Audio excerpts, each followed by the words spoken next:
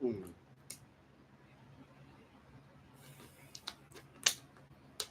Sorry, I had to wash my mouth, rinse my mouth out. Anywho, I'm back again with another live video. Um,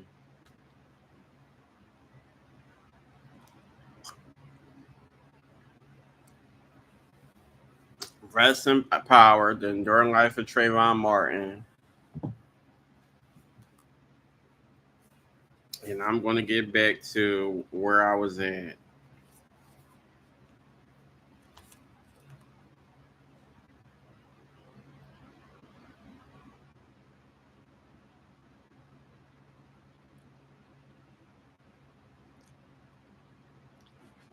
All right, I'm gonna just say into the hotel in Lake Mary that would be our home for the next month.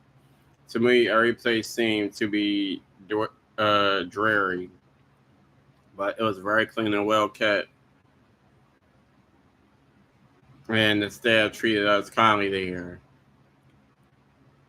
We didn't know if the fact that we were pulled over just outside Sanford on our way to the first day of the trial was a strange coincidence or had been done intentionally.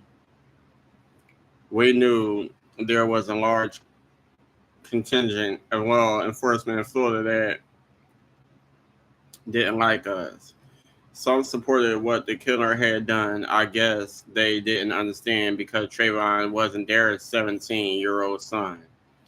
Others, even if they weren't sympathetic to the killer or even disagreed with the way the case was handled by the police, still didn't like their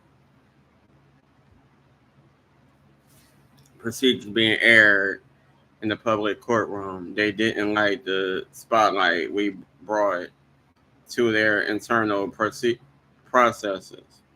Sanford is a relatively small town, and of course, many people knew we wouldn't be heading into town that day. I mean, excuse me, and of course, many people knew we would be heading into town that day. I'm sorry, y'all, but I still like to think that being stopped was just a coincidence. Even as a coincidence, though, it shook us up, and the real drama of the trip hadn't even begun. Child, yes, it did. That was done intentionally. Jewelry selection began early the next morning. Parks picked us up from the hotel, and Tracy, my sister, my nephew, and I all climbed into his rental car. The courthouse had reserved a couple of parking spaces for us across the street, and every day there was a deputy waiting for us there to provide security as we entered and exit the courthouse. Everyone knew we were in town, so having security only at the courthouse seemed like a waste of time and money. When we arrived at the courthouse for the first day of jury selection, I saw a mass of media tents and satellite trucks in what was called a media village, which would be there for the duration of the trial. I hardly even noticed the media anymore. They become such a regular presence in our lives. The media showed up unannounced at my house, waiting for someone to come out, and sometimes knocking on the door and leaving letters or business cards on the door. Yeah, I just got finished drinking some cold water.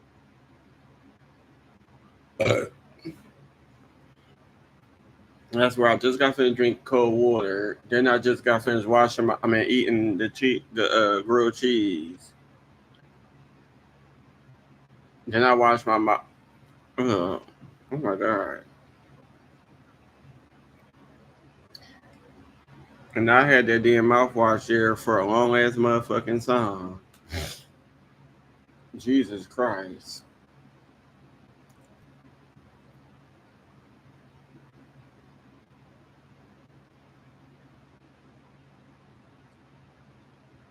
The media showed up unannounced at my house. What?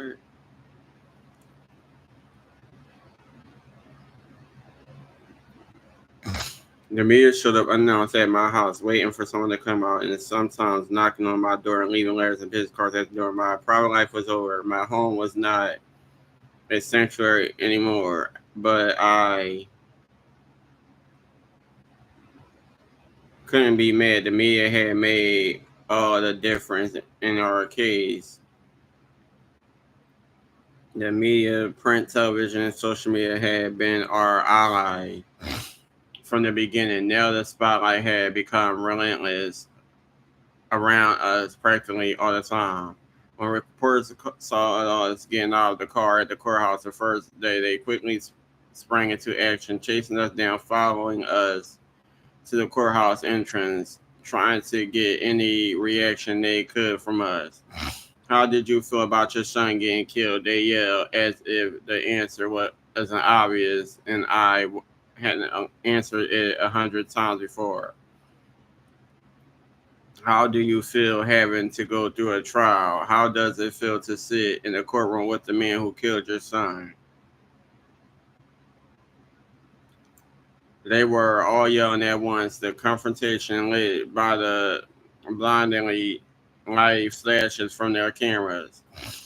The simple act of walking into a courthouse could be overwhelming because of the increasingly expanding throng of lights, cameras, and reporters chasing after us, hurling questions about the case against our son's killer. Often, when we got out of the car, there was a large crowd waiting for us that we had to link arms and walk as closely together as possible to avoid being torn apart in different directions. I remember one time a reporter running backward, shooting questions at us, fell over. Another time when Tracy and I were flanked by attorney Jasmine Rand on one side of us and attorney Crump on the other, the reporter got so close to Crump that he stepped on his shoe and ripped a sole off. Attorney Rand tried to quickly grab the piece of Crump's shoe, but he told her to just leave it as we hurried into the courthouse. We eventually had to start coming into the courthouse through the back door for lunch. At first, we went to various restaurants just down the street from the courthouse. But as the trial ramped up, the media pressure became too intense. It became impossible for us to leave the courthouse for lunch. Attorney Parks was able to get us a small witness room in the courthouse where we could relax during breaks and eat lunch.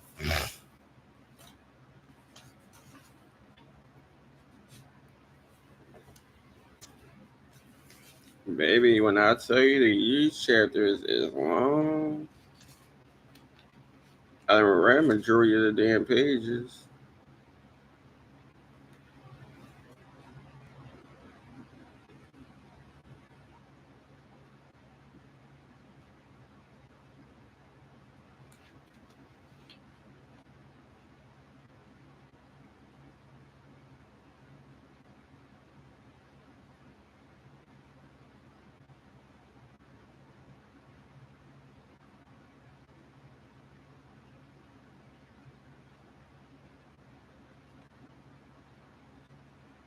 What the hell?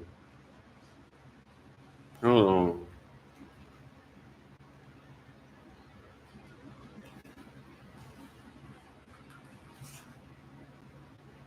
Well, this is a lie.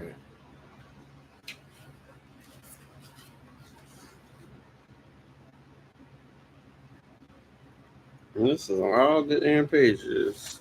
And there's one chapter. It seems like I'm getting close to the end of the book, but hey. Anyhow,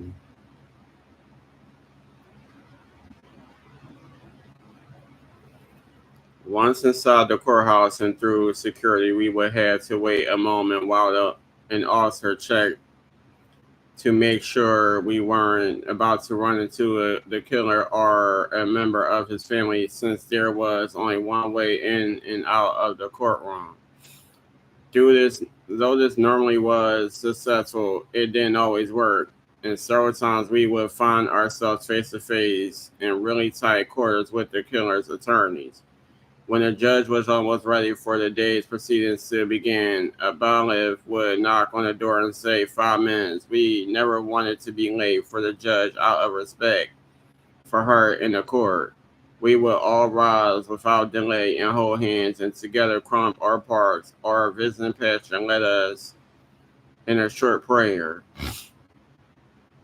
On his first day of jury selection, my pastor, Arthur Jackson III, prayed for us. Many pastors from Miami traveled to the trial for support, including Bishop Victor Carey, Reverend Gason E. Smith, Pastor Walter Richardson, and Reverend Gregory Williams. God, please continue to cover us in our quest for justice for Trayvon. Pastor Jackson prayed, and keep us safe and strong. Keep us out of hurt, harm, and danger's way. In your son Jesus' name, amen. Amen, we all repeated. I opened my eyes and took a deep breath. Together we walked into the courtroom.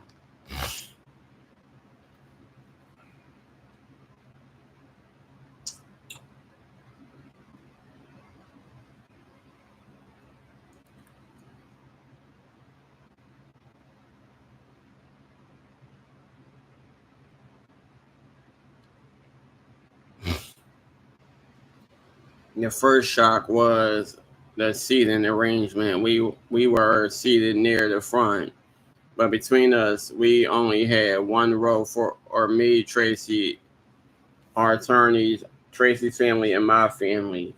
I counted the seats, 6. On some days, we would squeeze in 7, but that was it. There was no room for family or friends, who all had to watch the trial in our little side room on closed caption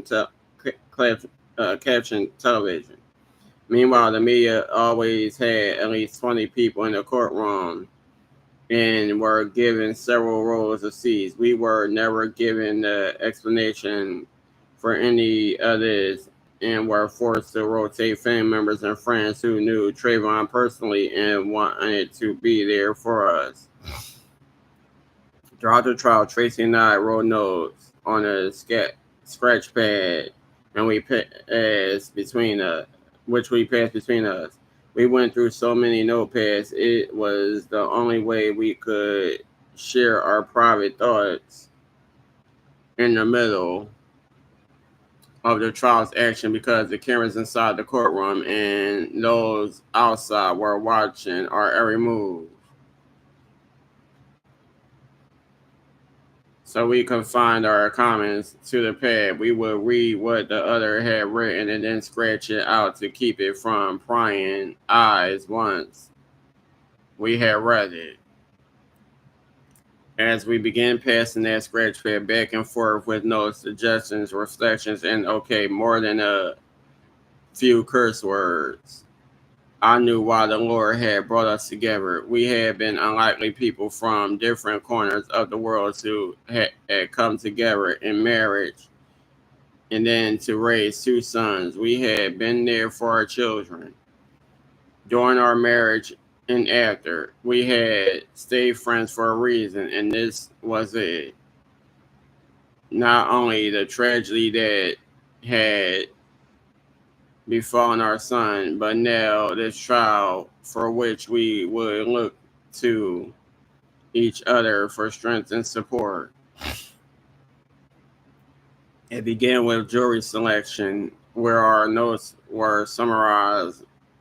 I'm going to just summarize what we were thinking about the potential jurors, who sometimes defy whatever stereotypes we might have assumed about them just from their appearance. Its own cause against profiling. The story had already left its mark on a number of the potential jurors. Juror B55, white female, looked very young, a student. I wrote on the scratch pad. Juror B65, black female, navy blue shirt, lived in Sanford for 16 years, and her picture prayed for both sides. She had three kids, 21, 16, and 12. She had no cable and no internet. Juror East 54, white tall male, blue shirt, said he joined the protest about why Zimmerman wasn't arrested. Had a teenage stepson, 16 and 28.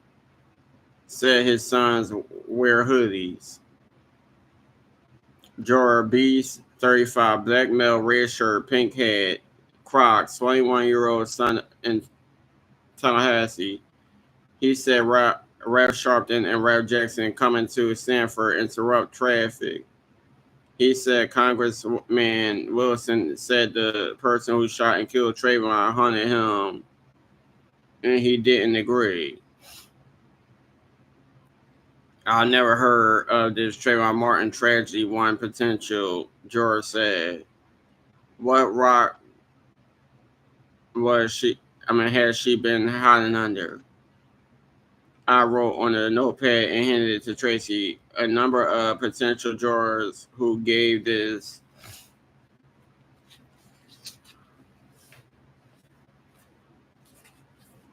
answer were just too busy or didn't care about following the case, but we felt some of them, including a few who eventually made it onto the jury, were not telling the whole truth. Trayvon would be alive today if his father was involved in his life, another potential juror said. This really got to Tracy, who was as close to his son as a father could be. She didn't know us at all and was really judging Trayvon based on her perceptions of us. I'm sorry. I would soon learn that this type of thing wasn't uncommon. Jury selection stretched past 1 week into another. At the end of every day, we would climb back to Darrell Park's rental car to return to the hotel where we spend what was usually a sleepless night, and then return again the next morning where we would start all over again. We went through a back door of the courtroom, bypassing the media village and into the courtroom where we squeezed into a allotted 6 seats. Our every move scrutinized.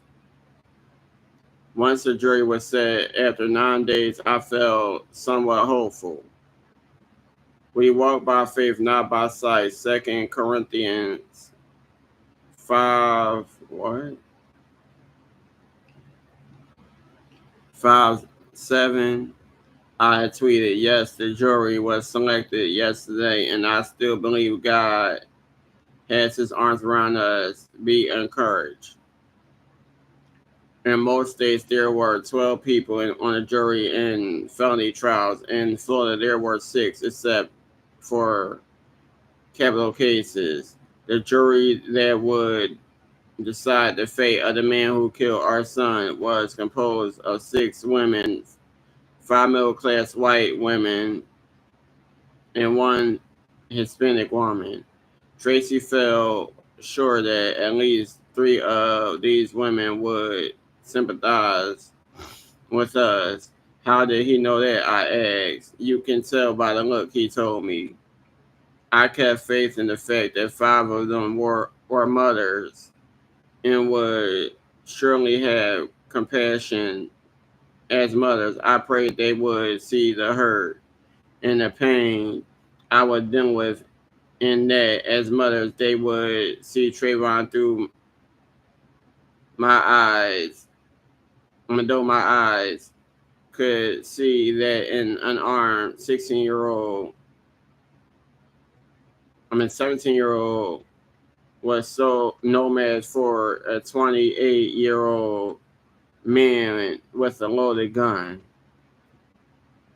I also prayed that they would listen to the evidence and find the truth. This is a lot.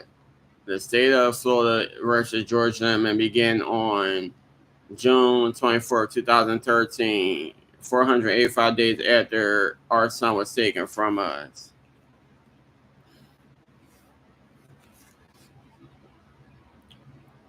The process begins. I posted on social media that morning. I pled the blood of Jesus to cover my family. Amen. Our road to justice had begun with media coverage. Media coverage had propelled it at every step of the way. So it was fitting that before the court proceedings began, Crump had organized a press conference at the courthouse so we could address the mass of local, national, and even international media that had gathered. Mm-mm-mm-mm.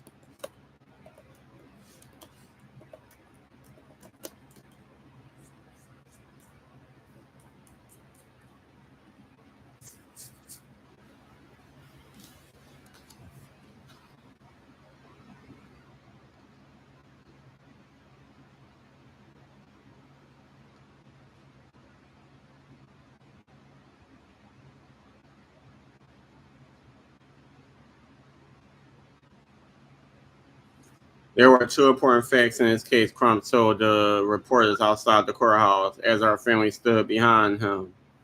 Number one, George Zimmerman was a grown man with a gun. And number two, Trayvon was a minor who had no blood on his hands, literally no blood on his hands. There was none of George Zimmerman's DNA found on Trayvon Martin's hands or under his fingernails. We believe the evidence is overwhelming and hold George Zimmerman accountable for killing Trayvon Martin. As these formal proceedings began that Tracy and Sabrina have fought so hard over the past year and a half to get to, we understand that now it is time for the jury to do their duty and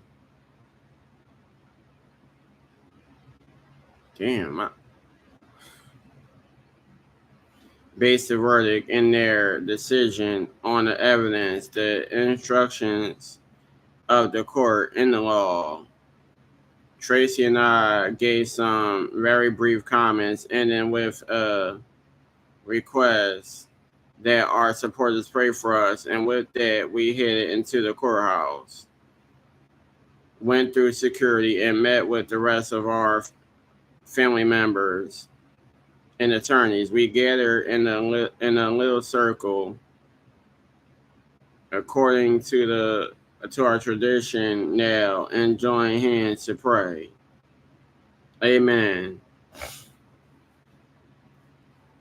We all said at the end of the prayer, and then each of us hugged one another, holding each other a little longer and tighter than usual. We then filed to the courtroom in a procession led by our attorneys. The courtroom was filled with capacity, every seat taken, and even more people were watching from home. Thanks to the ever-present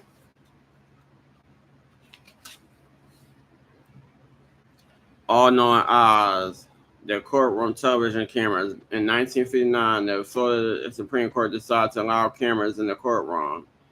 For good or bad, those cameras would transmit every second of the trial, tears, rage, testimony, everything to the world.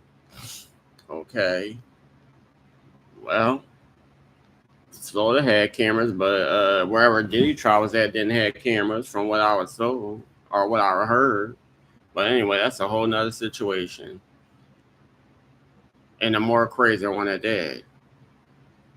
We felt confident. We knew that the defendant had killed our son. We knew that Trayvon was the victim. We believed we had a strong chance at a conviction. We also knew it would still be a very tough battle. Our lawyers laid out the difficulties of turning what we knew to be true into a legal judgment.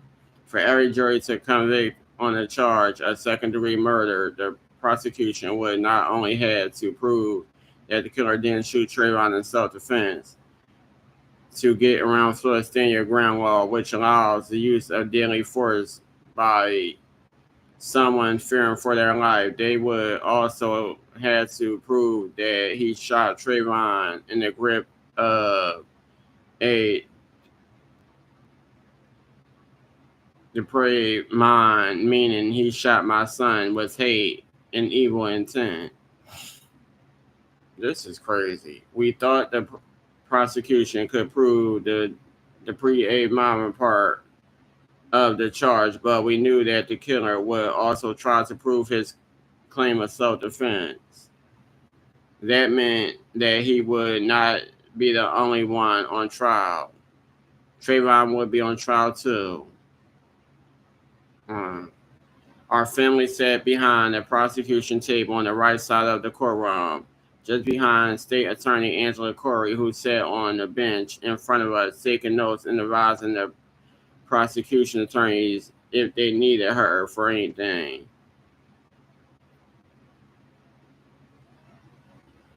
The defense, led by Mark O'Mara and his fellow attorneys, sat on the left with the killer at the table beside them, only he didn't look like the same killer we had seen at the bond hearing less than a year ago.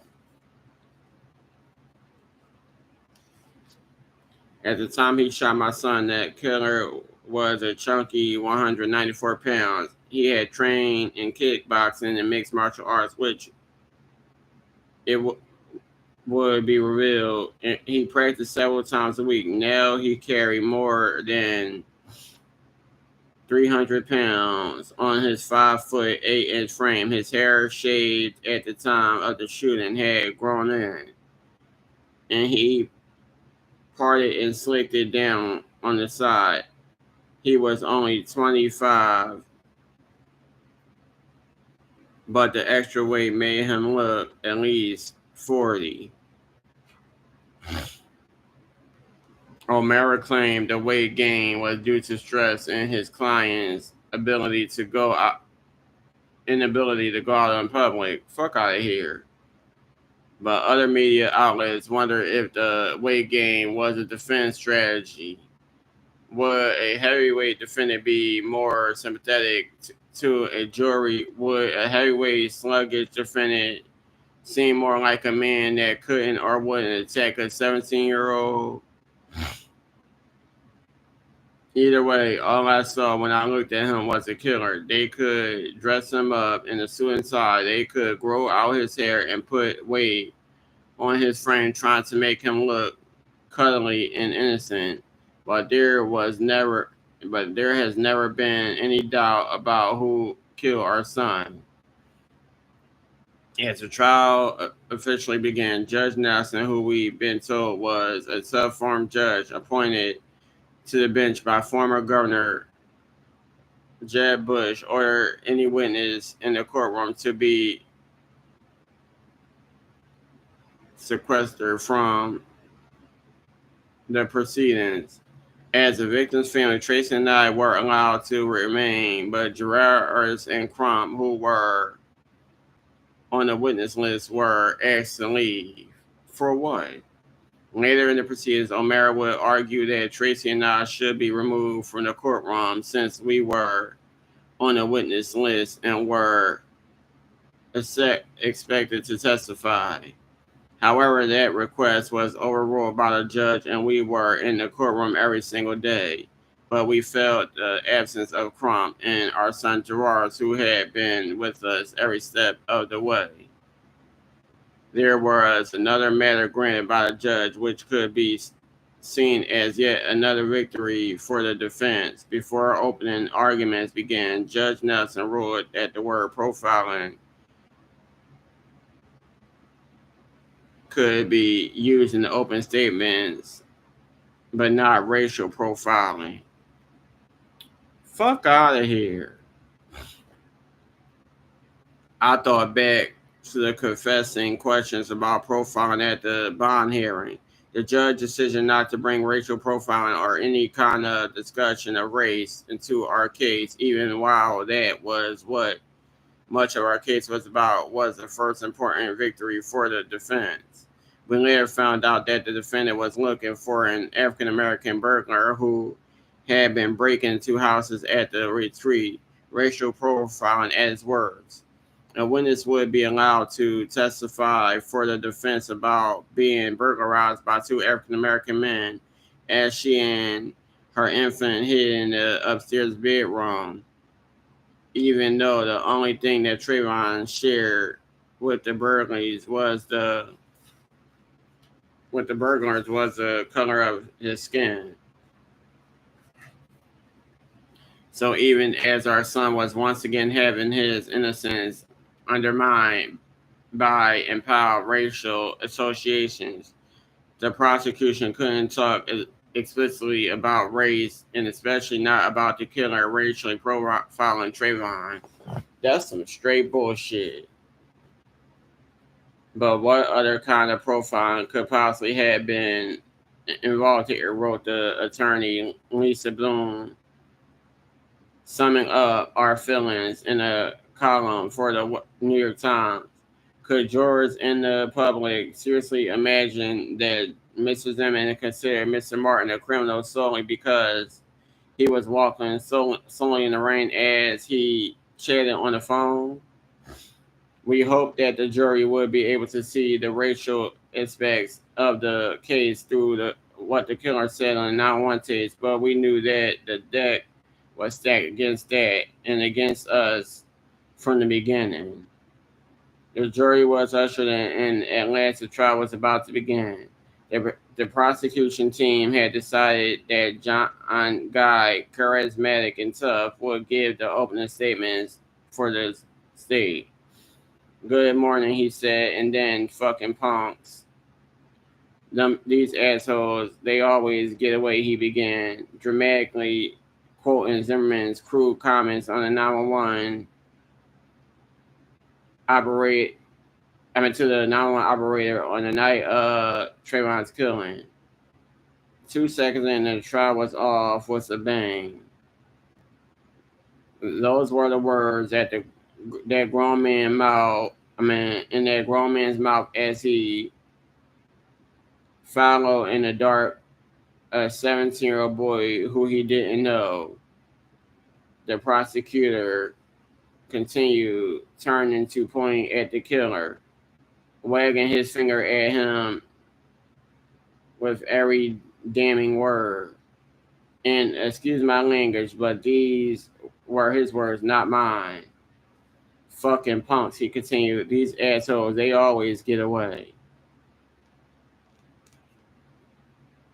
These were the words that in that man's chest when he got out of his car, armed with a fully loaded semi-automatic pistol and 2 flashlights to follow on foot Trayvon Benjamin Martin, who was walking home from a 7-Eleven, armed with 23 ounces of Arizona brand fruit juice and a small bag of Skittles candy.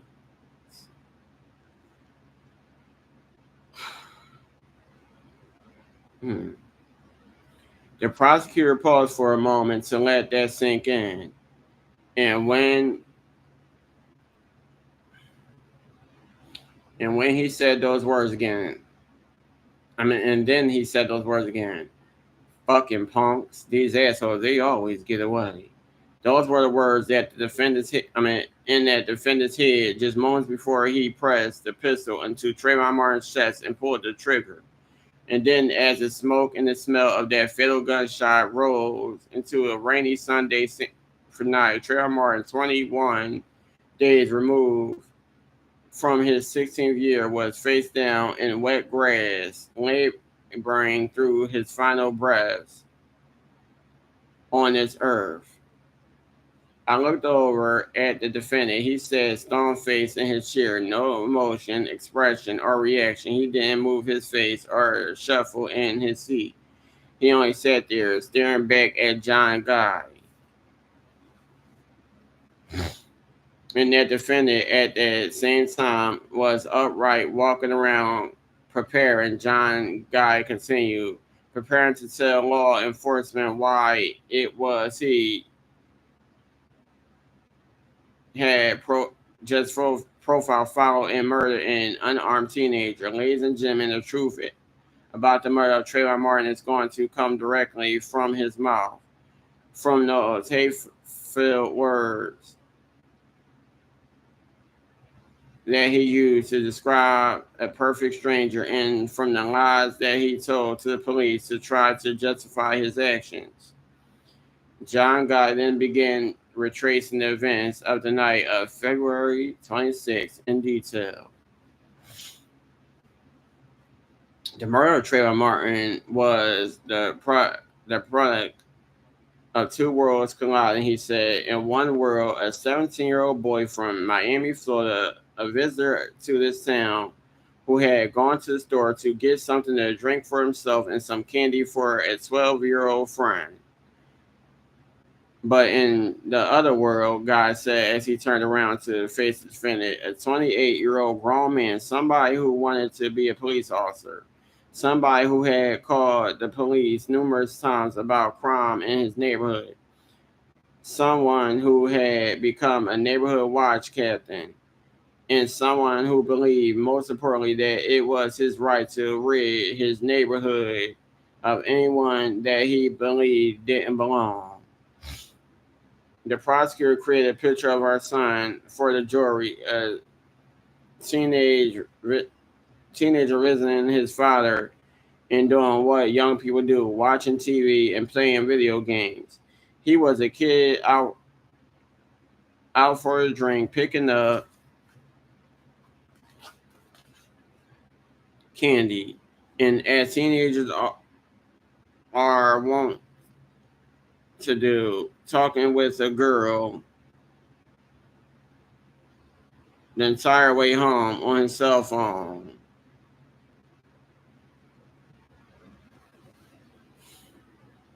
But there was another picture to be painted, he said, a picture of the defendant, an adult driving around his neighborhood with a loaded Caltech 9mm semi-automatic pistol tucked inside the waistband of his pants with a live round in the chamber.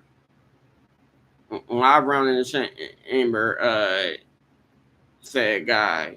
The defendant didn't see a young man out for snacks talking to a girl. Guy told the jury he saw someone that was real suspicious, up to no good, a fucking punk that he didn't want to get away. Get away with what? I often wonder. What was he doing besides walking while black? Again, I looked over at the defendant. He remained stone-faced, unmoved by the extremely emotional retelling of the events. God continued to list the defendant's fateful decisions on the night of February 26, 2012, ignoring the instructions of Sean Nufke, the Sanford Police Department dispatcher, who told him, "We don't need you to follow Trayvon." The sign against meeting police at the bank mailboxes as he had originally said he would.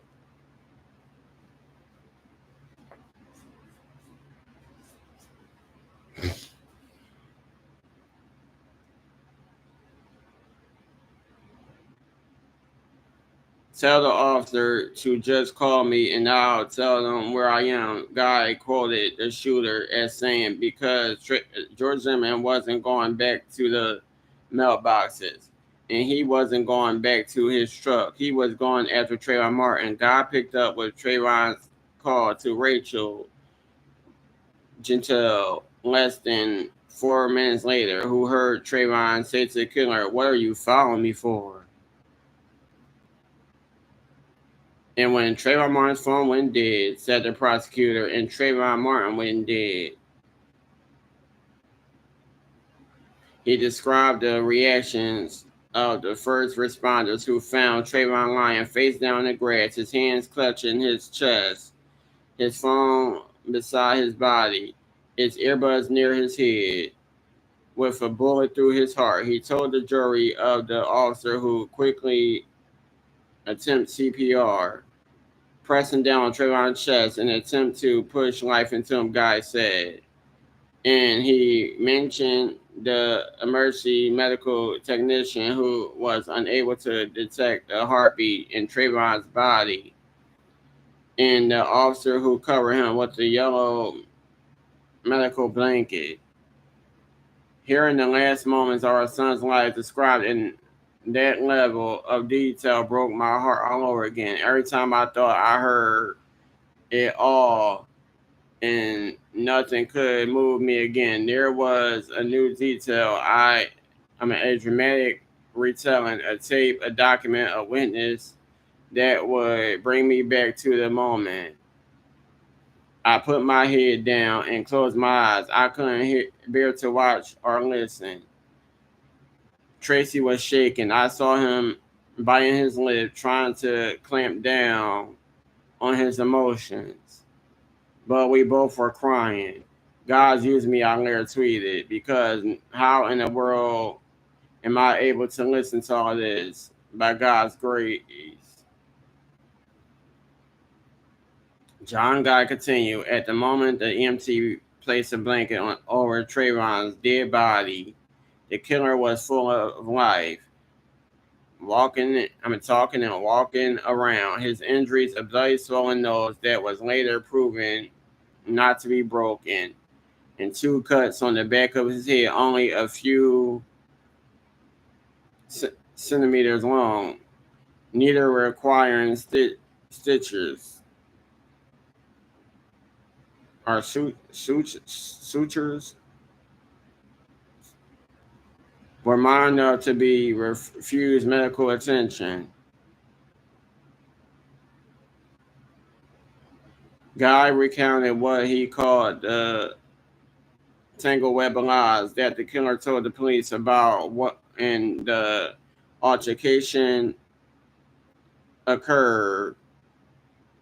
His description of Trayvon's movements, why he got out of the truck, and how he said Trayvon attacked him, holding his own hand over the defendant's mouth.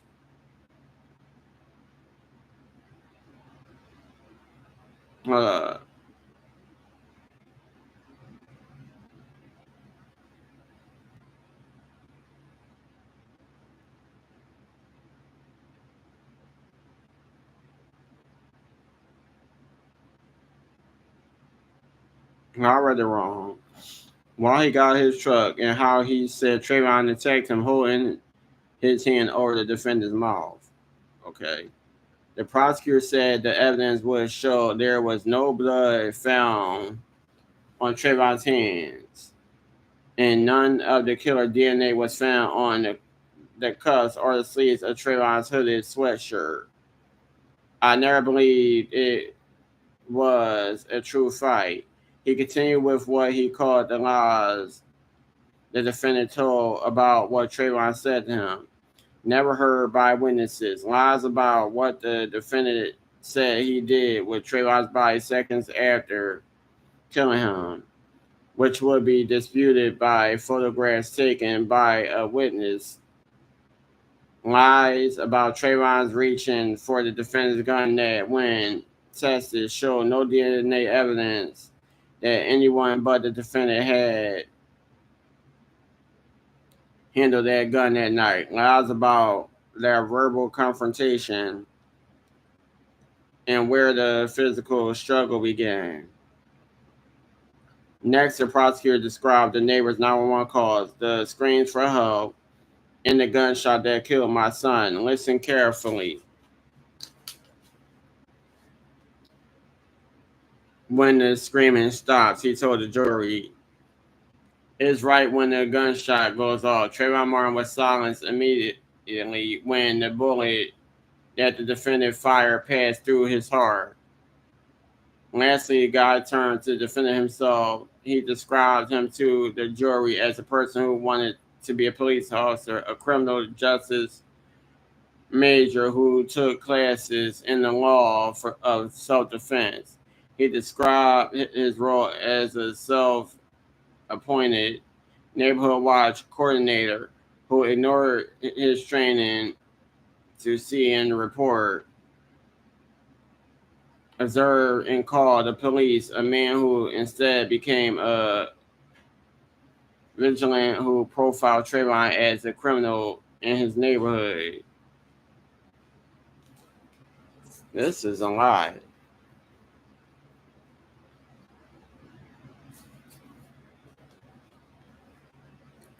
That is just some other evidence in this case. Guy concluded. We are confident that at the end of this trial, you will know in your head, in your heart, in your stomach that George Zimmerman did not shoot Trayvon Martin because he had to. He shot him for the worst of all reasons, because he wanted to. It was so dramatic, exact, and I believe true, that I was almost unable to breathe. John Guy thanked the jury and returned to his seat at the prosecution desk. A short recess was called. Then the defense began our case, led by attorney Don West.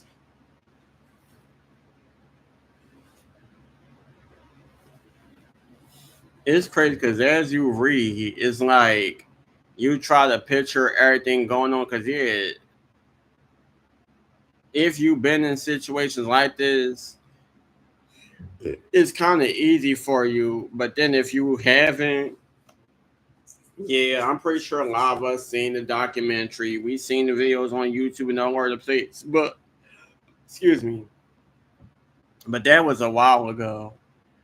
Um, so reading this book and hearing everything as much as I read in all these pages, not hearing everything, but reading everything, you be wanting to picture everything picture the people, picture everything that's going on, but it's kind of hard. And then it's tough reading this. It's like, dang.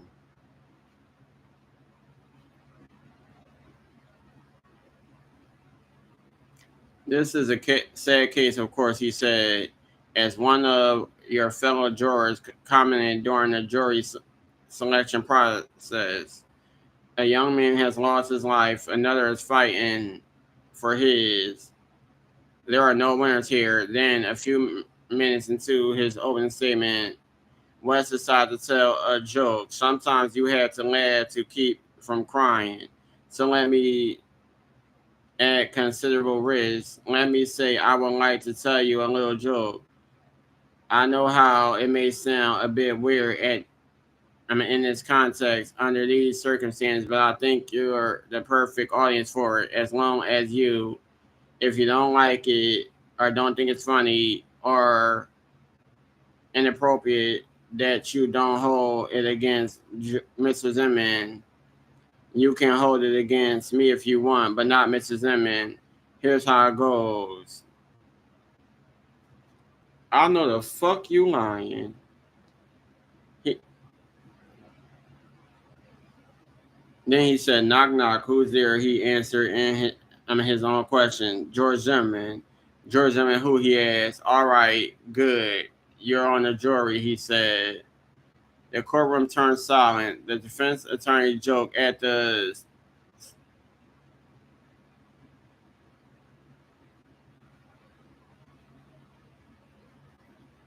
start of the murder trial had fallen flat. Nothing was asked. What's funny? I mean, that's funny.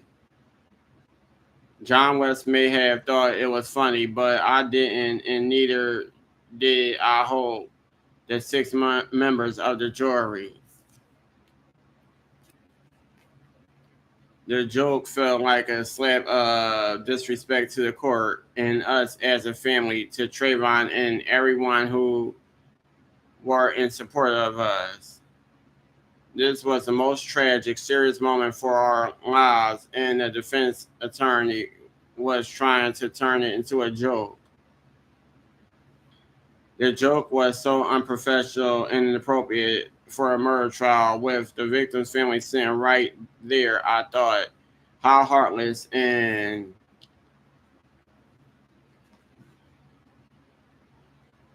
unfeeling can you be? I looked over at the defendant at the defense table to see his reaction. Again, nothing.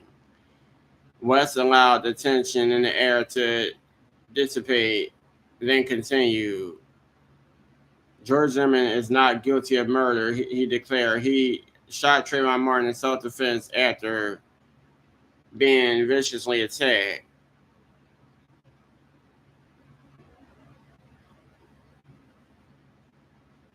On a large projection screen on the wall opposite the jury, West displayed an aerial review of the retreat at Twin Lakes. He describes Zimmerman as an average citizen headed to the grocery store to buy food for his work week. When on his way out of the housing development, he saw Trayvon entering from an area where most residents do not enter. Little did George Zimmerman know at the time, West said, that in less than 10 minutes from from his first seeing Trayvon Martin, that George Zimmerman, would be sucker punched in the face, have his head pounded on concrete, and wind up shooting and tragically killing Trayvon Martin. Oh, user who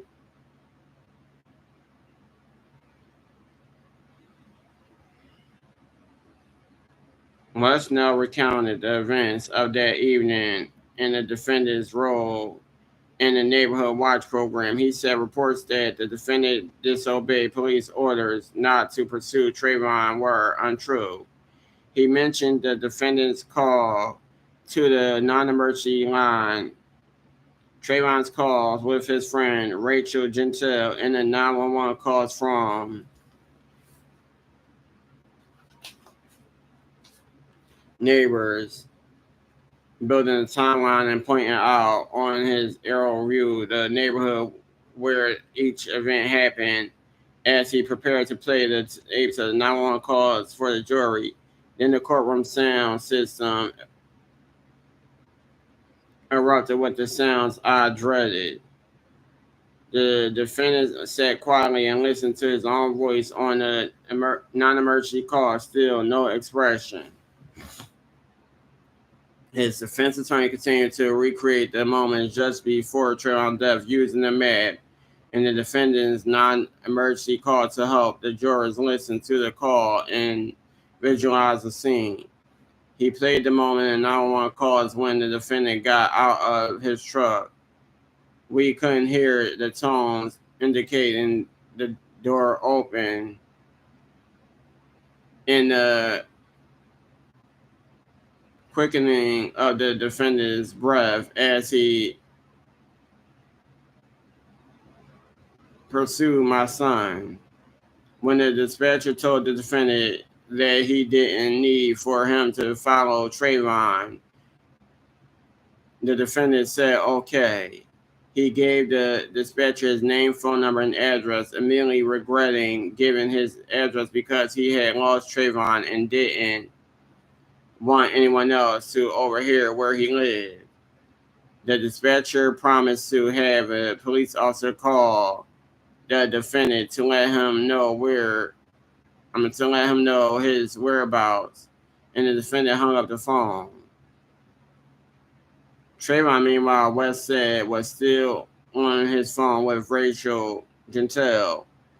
Second-degree murder requires an act reckless, indifferent to human life. West said, a deprived mind act, ill will, hatred, spite. He paused for a breath. What Rachel Gentile will tell you in her conversation with Trayvon Martin at the moment that this actually happened, became physical, was that Trayvon Martin, I'll use my words, that Trayvon Martin described when decided to confront George Zimmerman. I'm sorry, I'm reading it all wrong. West claimed that instead of going home, Trayvon hid and then turned on his pursuer out of the darkness and said, "Why are you following me?" I tried to write some suitable and saw it on the notepad, which had became my trial diary, but I was too upset. I couldn't write. I knew what was coming next. The 911 call from the neighbor, Jenna Lower, which included the sound of the gunshot that killed Trayvon. I didn't want to hear it again, not in public with so many reporters, cameras bearing down on me. I rose from my seat. Leaving on live television was better than breaking down, I figured, so I left the courtroom, which surely the cameras captured. Almost immediately, my mom, watching from home, texted me, "Are you okay? I just saw you walk out of the courtroom." I told her that wasn't true. I I just gone to the restroom, but I didn't feel so well. She wrote me back, "You'll be fine."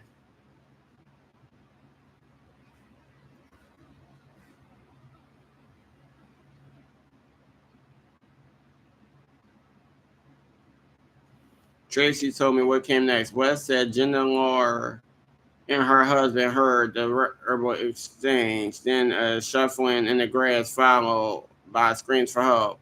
That was when she decided to call the police. The court heard the phone call, which recorded the struggle and the screams, and then the loud bang that went through Trayvon's heart and ended his life. At the sound of the shot, the defendant still remained stone-faced. All of the witnesses, West continued, whether they agreed to anything else, they all agreed those were the screams of someone in a life-threatening situation. Someone screaming repeatedly over and over and over for help. By the time I got back into the courtroom, West was going through a list of every witness from the retreat at Twin Lakes.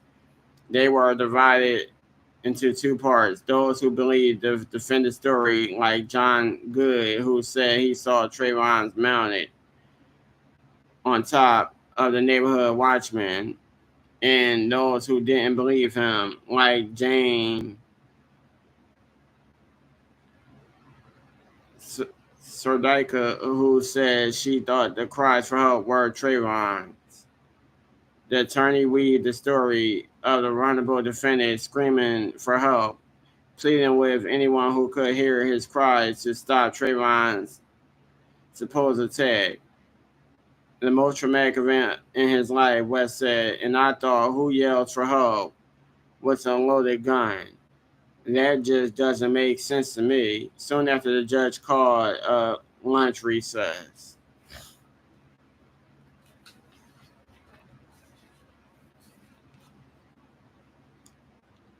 When we returned to the courtroom after lunch, John West told the court, "No more bad jokes. I promise that." He said, apologizing to the jury if he offended any of them, but never apologizing to us. I'm convinced it was the delivery, though. I really thought that was funny. I'm sorry if I offended anyone. Racist bitch. West proceeded to prop up neighbor John Good's claim that Trayvon was on top of the defendant. He said that the forensic evidence showed a hole in Trayvon's hoodie was made when the gun was pressed up against it, but the hole in his body was consistent with a shot made at a distance. This man West claimed that Trayvon's hoodie was pulled away from his body the moment he died, which meant that Trayvon would only be on top of the defendant leaning forward. West told the jury the fact that Trayvon had no blood on his hands, the pursuers or his own, didn't matter because the police at the scene never bagged his hands to preserve the evidence. And the lack of DNA evidence on the gun and on Trayvon's hoodie proved nothing, he said, because Trayvon's clothing was wet from the rain and police officers failed to store the evidence properly using the sealed plastic bag instead of a paper one, which caused the clothes to mold and destroy any DNA evidence that may have been on the clothing. I'm no detective, but I watch enough criminal trials on television and shows like Law and Order to know that rain can totally wash all the DNA away.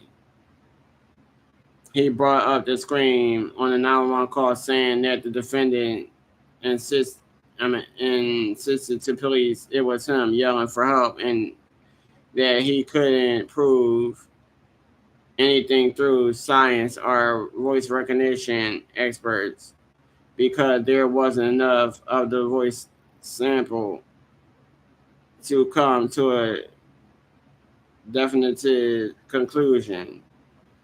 All these technologies made me feel like leaving the courtroom again. Then West brought me into his opening arguments.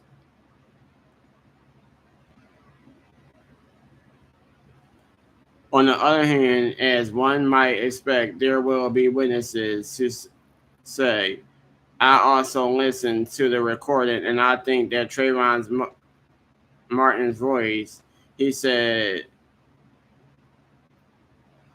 I would expect his mother to say that the certainly wants it to be his voice. She certainly wants it to be his voice. I'm sorry. I didn't want it to be Trayvon's voice. I knew it was Trayvon's voice. West claimed he didn't know what we were talking about. They have not included themselves in understanding the evidence of the case, though, he said, which raised an objection that was sustained. At this point, I wanted to scream, but we did. The evidence shows that George Zimmerman killed our son. But with the reporters and court television cameras on me, as well as surely every eye in the court, I struggled to keep still and quiet. Let's continue bringing up evidence, refuting evidence, discrediting my son, and discrediting the prosecution's version of events.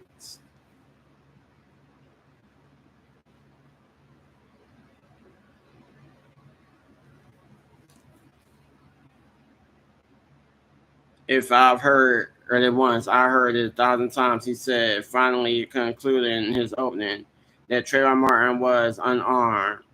What the evidence will show you is that's not true. Trayvon Martin armed himself with the concrete sidewalk and used it to smash George Zimmerman's head.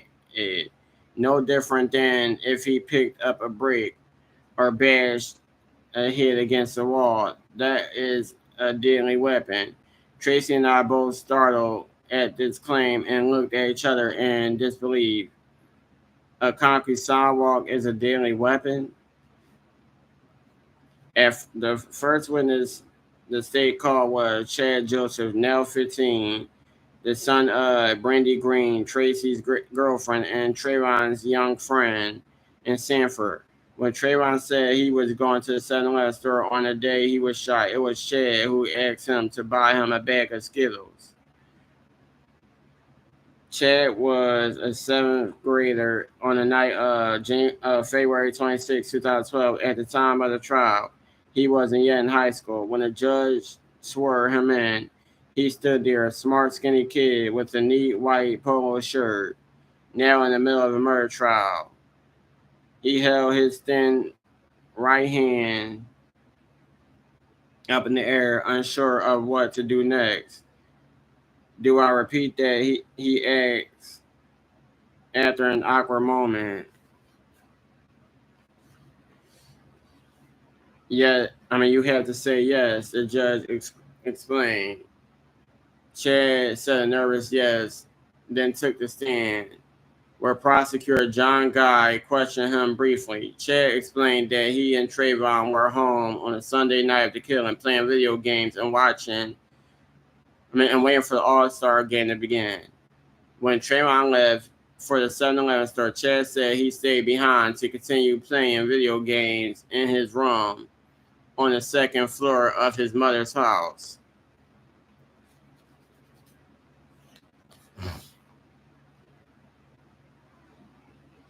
At some point, Chad called his cell phone to see where he was. Did Trayvon Martin answer the cell phone when you called him? Guy asked. Yes, said Chad. Did he tell you what he was doing? Yes. And what was that? He said he was on his way back, Chad answered. Did he tell you anything about the weather conditions outside? That was raining. That was the last time he would speak to Trayvon. He learned Trayvon had been killed when he returned home from school on Monday. I thought defense attorney O'Mara stumbled in his cross-examination. Chad had a hard time understanding O'Mara and couldn't remember some of the details from that evening. Like, was Trayvon talking to anyone else on the phone while they were playing video games? And how long had they been playing video games that day? He didn't know how long it would take to walk the distance from his house to the spot where Trayvon was killed. He said he knew he could throw a football that far, but wasn't sure about the softball. We felt the state attorneys would ask Chad more questions to establish Trayvon's character, a feeling that would continue to haunt us throughout the trial.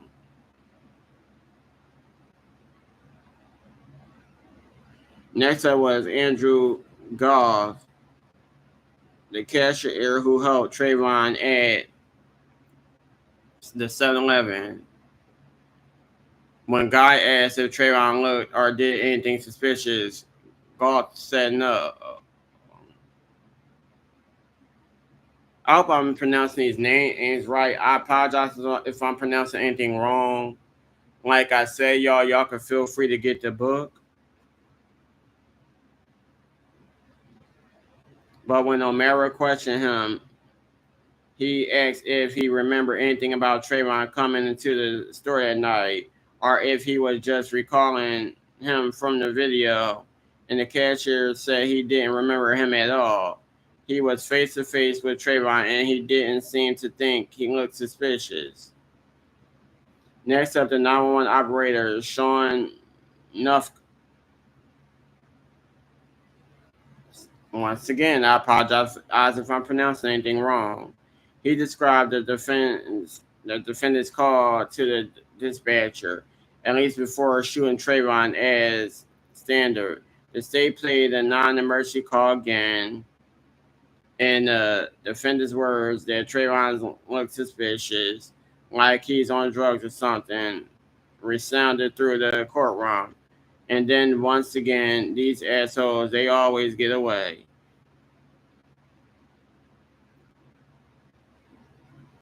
Nuff testified he could tell when the defendant had gotten out of his vehicle and began following Trayvon. because he heard the car door chime when it opened and the wind created static on the phone. He said it was against policy to give any commands to callers. Never would he tell them to chase a suspect, but neither would his suggestion that the killer stop following Trayvon bear any resemblance to the command. I thought back to what he said, "Are you following him?" And after the defense said yes, he said, "Okay, we don't need you to do that," which sounded like a command to me. On cross-examination, the dispatcher testified that there was no hair or malice in the voice of the defendant, despite what I thought were very hateful words. I felt sure that O'Mara was trying to show that his client was calm and collected. They played the tape again. These assholes, they always get away. Was there any anger in that comment that you heard O'Mara ask? It sounded kind to me, Nuff said. Again, the cross-examination was brief and unsettling, and soon the first day had ended. We returned to our hotel for another sleepless night.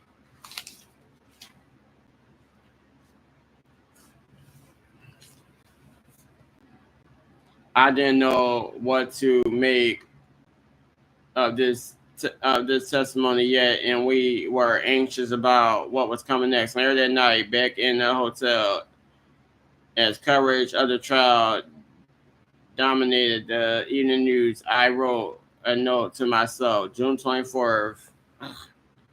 I don't know what I expected the evidence to show. The opening statements were very sad for me. My family drove up to Stanford from Miami to support us in court in shifts. One set of relatives would leave as soon as another arrived. My sister Stephanie, who stayed for most of the time, slept on a hotel room adjacent to mine, and I stayed with my cousin Penny. In the beginning, she would turn on the news, which covered the trial nonstop. It was trending at or near the top of every social media platform, and an inescapable topic of discussion that had galvanized the nation, guilty or not guilty, eschewed by the depraved mind, full of spite and hate, or a case of self-defense. This had become my life, and after spending all day in court, I frankly had enough of the topic, so I decided not to watch news or commentary about the case at the court. Instead, we have dinner with our family members and attorneys, where, of course, they would discuss the case, and then I would find escape and watching old television comedy, Sanford and Son, Good Times, The Golden Girls, whatever could bring a moment of escape.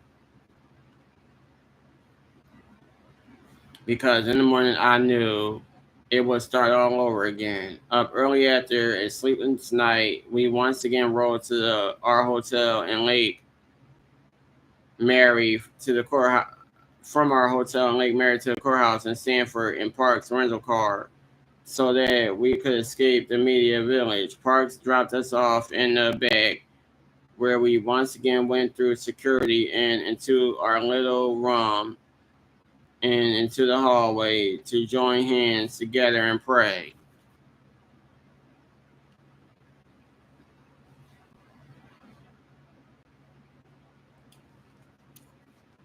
The state called Wendy DeRaro, the volunteer program coordinator at the Sanford Police Department, who had helped the defendant establish the Neighborhood Watch program and given the presentation on crime prevention, home safety, and community engagement at the defendant's request.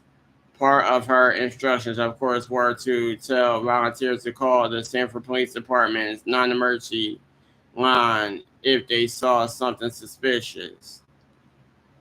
Do you tell them to do anything else at that point? John Guy asked. No, they're the eyes and ears, Darrell said. What do you tell volunteers about following someone they believe might be involved in criminal behavior? We tell them they don't do that. It's the job of law enforcement. And what do you tell Neighborhood Watch participants about confronting someone that might be involved in criminal behavior? Not to confront, let the police department do their job. Again, I wanted to scream, but Trayvon was not involved in any criminal behavior. I was worried that the prosecution, our side, was allowing the defense and its witnesses to eat away at the innocence of Trayvon. Guy then put up a slide that was a part of the rival's presentation for introducing residents in to the Neighborhood Watch program. At the top, in big bold letters, it read, Neighborhood Watch is not the vigilance police. What did you explain to the defendant and other attendees about that slide? God said, basically, they were the eyes and ears of law enforcement, that they're not supposed to take matters into their own hands and to let law enforcement take the risk of approaching a suspect. Darrell said. Darrell was the second witness from the Sanford Police Department, and she, like the dispatcher, seemed to us to be biased in favor of the killer, as well as most Sanford police personnel seem to be. It appeared to us that the people who were supposed to enforce the law and aid in administering justice were now seemingly taking the killer's side.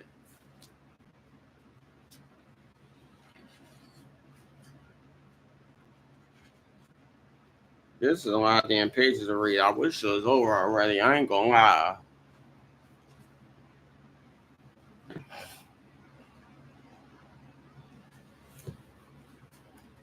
And I'm still ain't done with this book.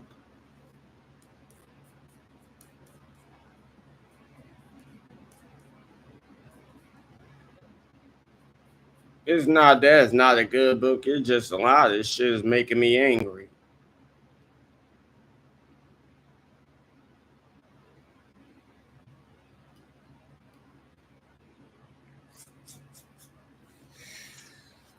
Ay, ay, ay, ay, ay.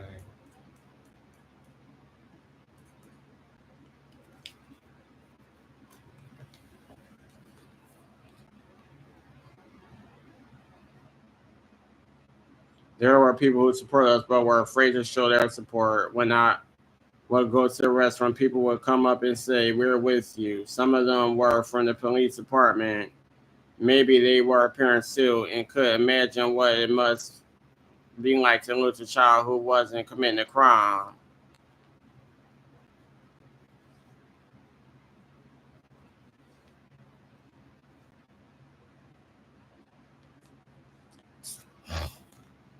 But they wouldn't say that or show their support in public. There were the issues of job security, promotions, and more. So they remained silent when others could hear them. Even so, their support was a boost of confidence, especially coming from Seminole County. Often throughout the trial, my cell phone would vibrate and I would look down and find a text from my pastor, Arthur Jackson III. He would send me inspirational lines from sculpture, text messages of support, prayer, and praise.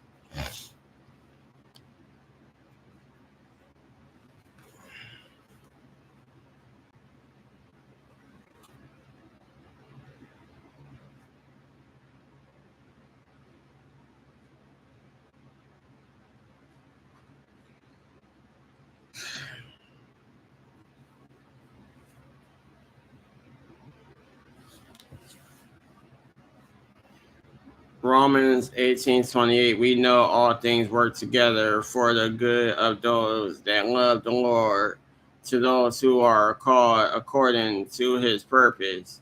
Psalm 35, for the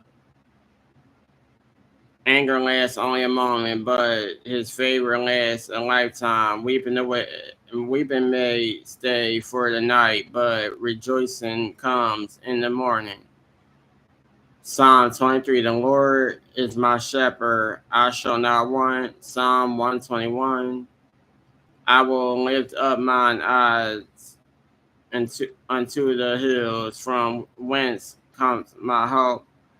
My help comes from the Lord, which made heaven and earth. He will not suffer. Sometimes his sex just read, hey, I'm thinking about you and praying for you. Be encouraged. Several times during the trial, I would turn around and find pastors sitting in the row behind me, giving me the the ministry present. They didn't have to say anything. They gave me strength just by being there.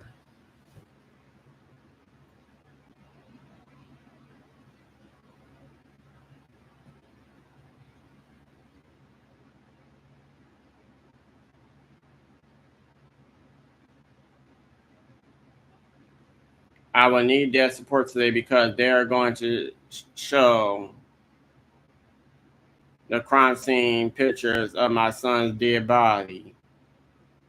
The prosecution called a high-ranking officer who arrived at the crime scene after Trayvon was shot, Anthony Raimondo. Raimondo, a surgeon with the Sanford Police Department and a former Marine with more than 15 years of law enforcement experience. He didn't seem like he could sugarcoat the cold, hard facts if he wanted to. It seemed like his temperament was to go straight into it, no matter how unpleasant. He took the stand in his blue uniform, his head and face nearly shaven, to testify about finding Trayvon dead on the ground. By the time Raimondo arrived at the scene of the shooting, two other officers were already there. One had the defendant in handcuffs.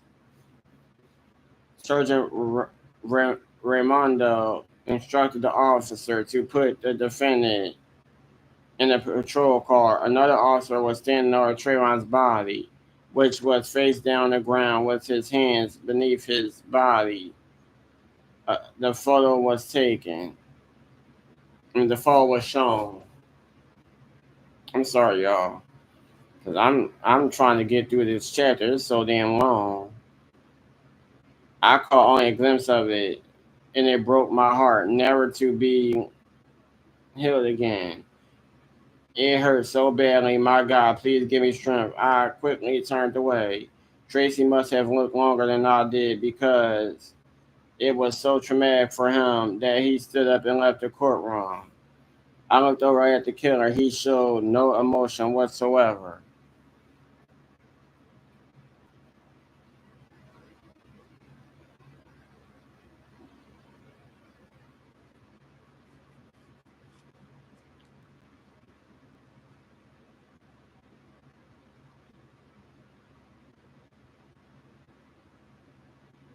Raimondo described how he tried to find the pulse, and when he was unable to find one, he rolled Trayvon over on his back. When he still couldn't find the pulse, he attempted CPR, putting his mouth on my son's mouth and trying to breathe for him.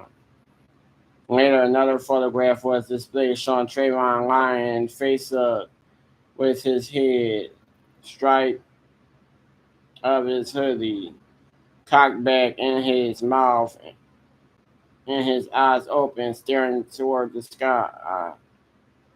He didn't look like a thug who attacked a stranger in the night. He looked like a kid. At this point, I kept my head down and began to silently pray. Lord, please help me remain calm. Please help me to stay strong for Trayvon.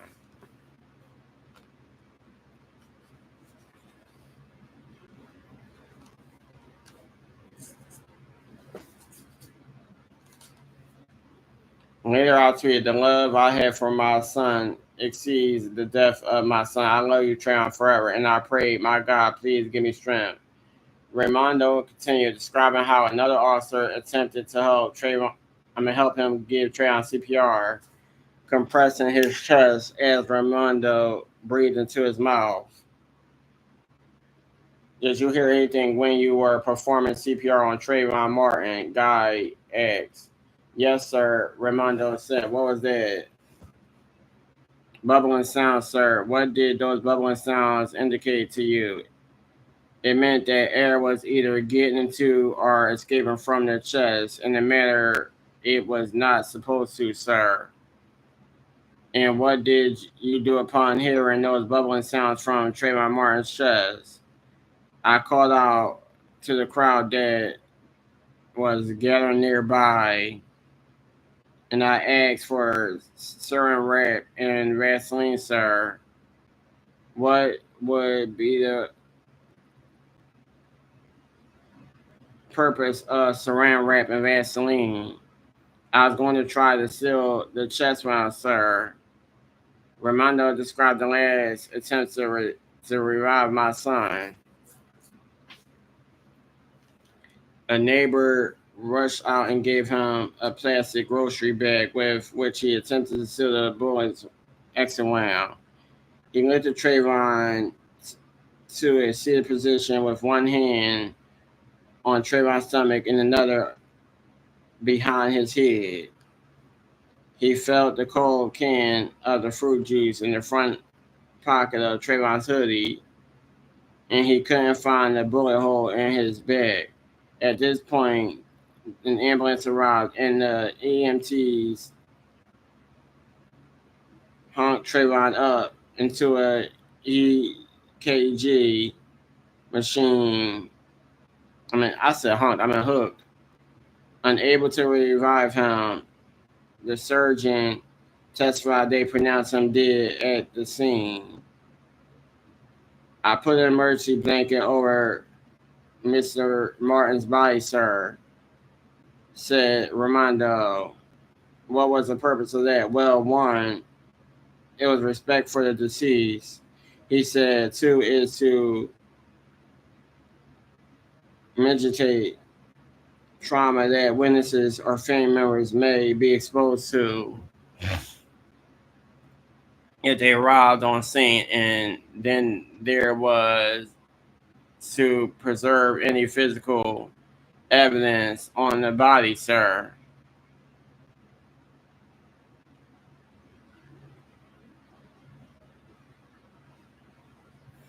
I still couldn't bring myself to look as God showed more pictures of Trayvon's body on the scene.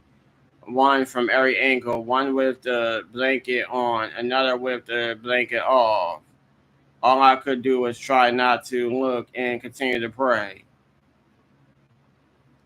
Back in our hotel in the suburb of Lake Mary, I typed notes on my cell phone. On this night, I wrote many things, including Sanford crime scene unit and Trayvon had.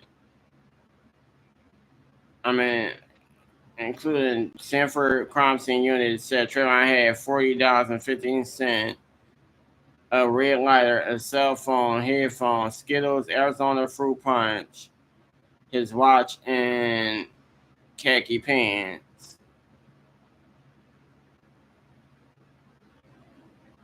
They didn't switch it up so many times. 1 minute it was iced tea, then it was Arizona fruit punch, then later on they say watermelon.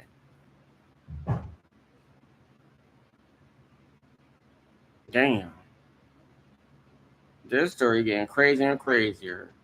I was shattered, filled with grief and pain from all I seen and heard throughout the day. My body was showing the strain. I was still losing weight at a rapid rate, which I knew was due to my thyroid disorder. The weight was coming off me so fast and my clothes began to hang on me. I looked in the mirror and could see myself disappearing pound by pound. I couldn't show weakness, not now, not when we had come this far. So where my body seemed to be wasting away, I put on more clothes so no one could notice. I called them layering up. I put on thermal undergarments, which bulked up the clothing on top of it. I wanted to look like myself, but I was disappearing. No amount of layering could disguise the enlarge and bulge in my neck, so I couldn't tend to that now. I had to keep moving forward.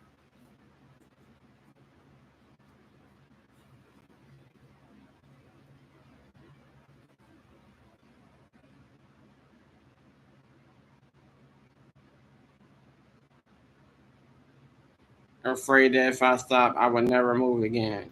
I laid out my clothes for the next day in court, a suit the public would see, and the layer to bulk it up beneath, which nobody would know about but me. Somehow, when I drifted off to sleep in the hotel room bed that night, I felt hopeful because I knew that the next morning would bring the prosecution star witness, the last person who spoke with Trayvon on his ever present cell phone, only minutes before he was killed. Witness 8, the 12th witness to testify at the trial thus far, Rachel Gentile.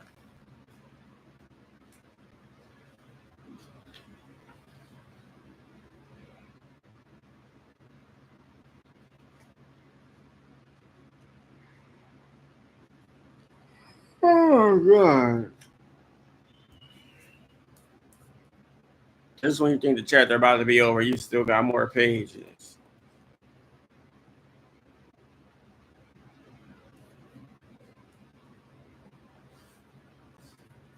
Oh, yeah, yeah, yeah, yeah.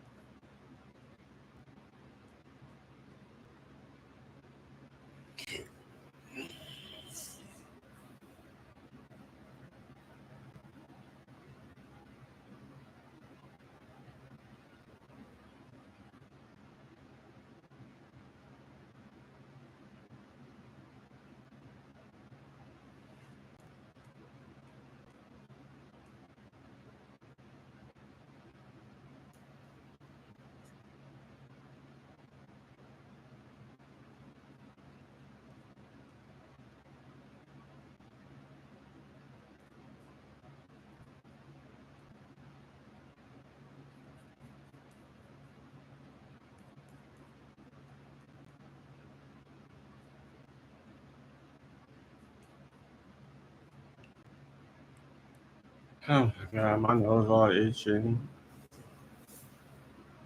sweating, trying to get done with this chapter.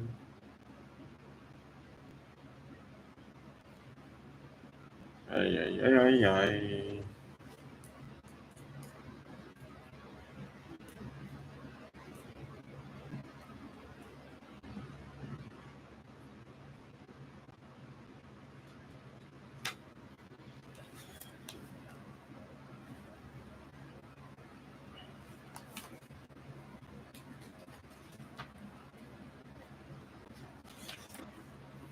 According to the attorney, Lisa Bloom book about our case, Suspicion Nation.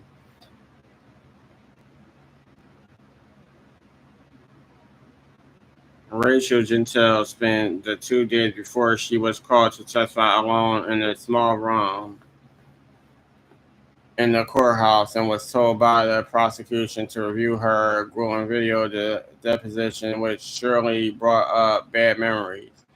She had driven 5 hours from her home to Miami Gardens to Jacksonville to give her deposition, only to be kept waiting for so long that she finally escaped back home and only came back a month later under a court order. She was 19 now and frankly scared about the murder trial that lay ahead. The prosecution had only spent 20 minutes preparing her. We later found out. Just tell your story, who you are, how you knew Trayvon. Stay calm, be respectful.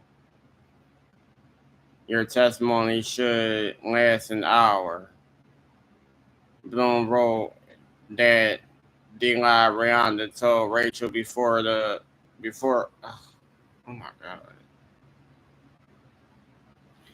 she took the witness stand. 2 women from her church had helped her with her clothes, and a Miami attorney, Ryan Varane, tried his best to help coach Rachel after being contacted by friends who knew her, who, according to one newspaper, told him there's a young lady who is going to testify. She has no idea what she is in for.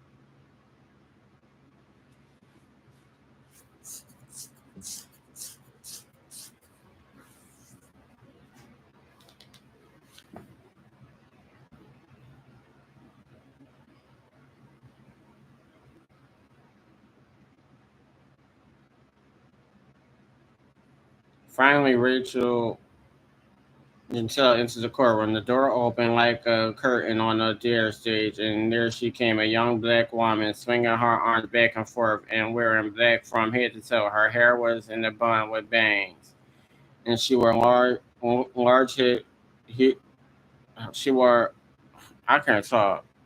She wore large hoop earrings and high heel shoes. When she was sworn, and she affirmed the oath in a low, flat monotone, so faint that I strained to hear her. I wonder if she had even said. I wonder if she had even said it. Being the last person to speak with Trayvon, Rachel could shed light on exactly what happened that night. That's what we were hoping for. That was what a lot of the prosecution strategy hinged on, but things wouldn't go as hoped or planned. She took the stand, and I could see she was more than a little nervous. She was terrified, but I could also see a glint of steely determination. I hung on to that glimpse of something hard inside her. Bernie De La Ronda began his examination, establishing that Rachel and Trayvon had met in elementary school, and they had been talking and texting on and off the phone through the entire day and into the night of February 26, 2012. And when Trayvon walked to 7-Eleven, Rachel was on the phone with him. Then Rihanna then moved on to when Trayvon returned to the retreat at Twin Lakes. Did he describe when he was at the complex, something happened? Rihanna asked. Yes, Gentile said. Tell us if you can. What he described happened. A man was watching him, she said. When he told you that a man was watching him, did you say anything to him? No, I didn't think. And then she trailed off. The court reporter stopped and asked her to repeat herself. No, I didn't think it was a big deal until repeated, but it was still difficult for anyone to hear what she said. You're doing fine, the prosecutor reassured her. You have to get done. You have to get close to the microphone so everybody can hear you. Oh, I thought. I'm sorry, y'all. My nose is itching.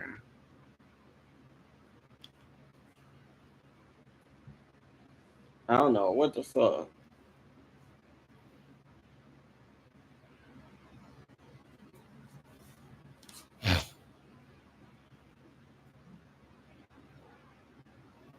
This kind of exchange became common during her 2 days of testimony. She was misunderstood either because she spoke too softly or because she used slang that the lawyers and the jury just didn't understand. Sometimes I didn't understand her words either.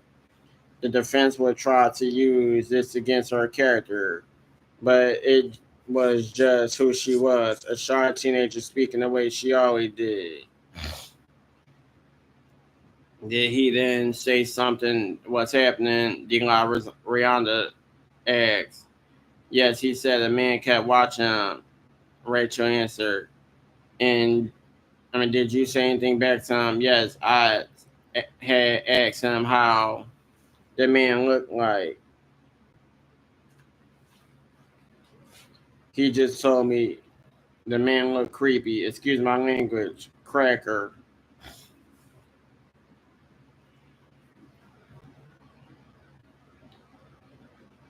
The a commotion rose up in the courtroom, but it was unclear if this was because people just couldn't hear her or they were shocked by her use of the word cracker.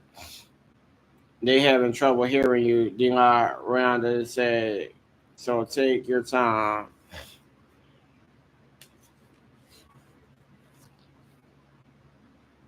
Creepy ass cracker, Gentel repeated, and then was made by the judge and De La Ronda to repeat it so the jury and court reporter could type what she was saying into the record.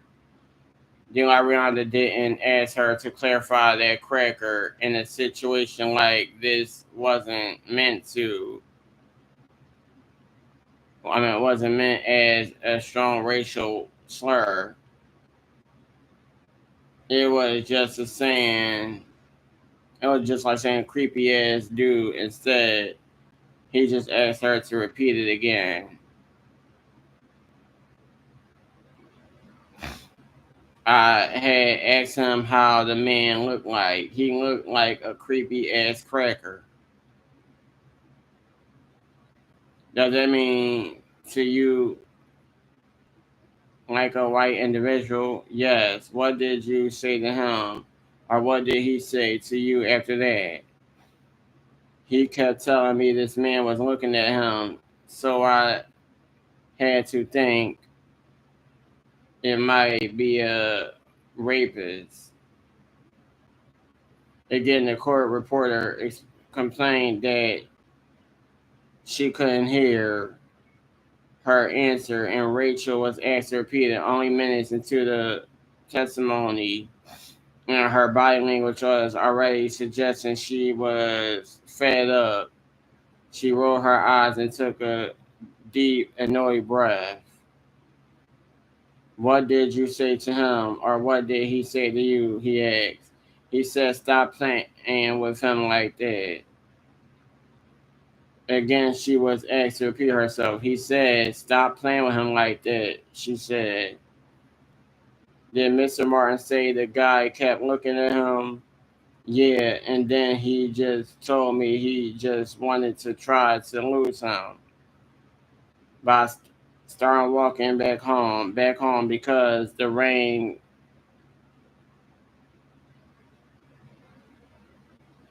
calm a little bit. She began describing how Trayvon said he was going to start walking home, but the man kept following him. Again, she had to stop after being asked to repeat herself.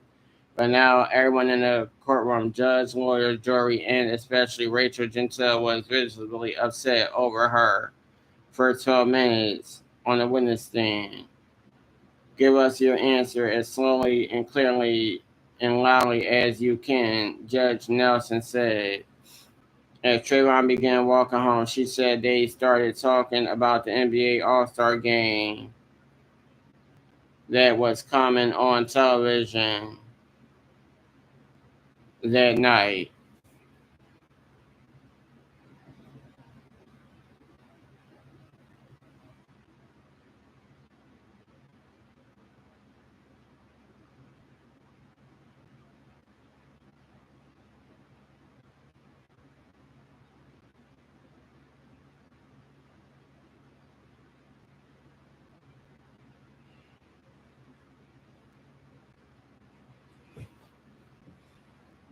And then what happened? Deli ran the ads, referring to their conversation as Trayvon tried to make his way home. He said, that nigga is still following me around. The judge again asked her to repeat her words. That nigga is still following me around, she said. Pardon my language, Deli Ronda said. But did he use the word nigger to describe the man now?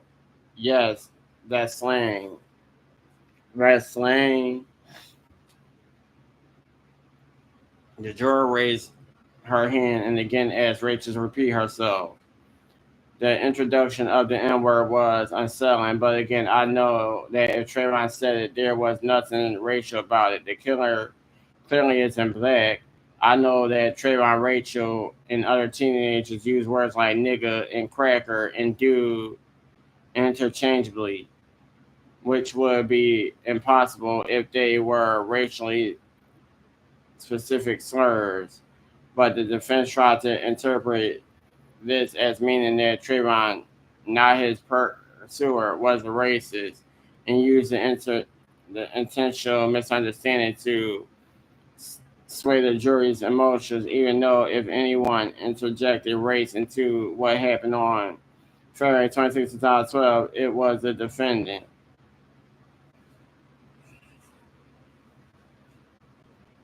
Rachel continued her testimony to a number of objections by the defense. Soon she was forced to repeat herself after nearly every statement. The judge ordered someone to move the microphone closer to Rachel,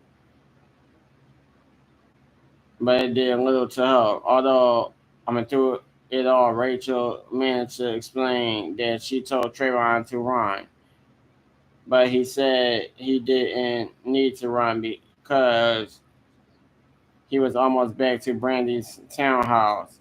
But when Rachel testified that he said the killer was suddenly right next to him, she heard a sound and the phone hung up. She called back and Trayvon answered saying he had run away from his pursuer. I asked him where he at, and he told me he at the back of his daddy's fiance house. She testified. I said, you better keep running. He said, no, he lost him. What happened after that? A second later, Trayvon said, oh shit, the nigga behind me. I told him, you better run.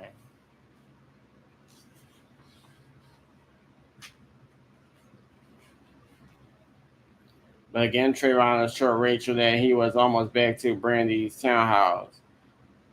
She then described hearing Trayvon say to his pursuer, why are you following me for? And I heard a hard breathing man say, what you doing around here? She started screaming, Trayvon, Trayvon, what's going on? But before he could answer, she heard a bump from his cell phone's headset. She heard what she described as the sound of wet grass, and she kept calling my son's name, Trayvon, Trayvon. She testified as saying, she said she heard Trayvon yelling, get off, get off. It was the last she would hear because the phone went cut off at 7:16 p.m. and Trayvon was dead about a minute and a half later.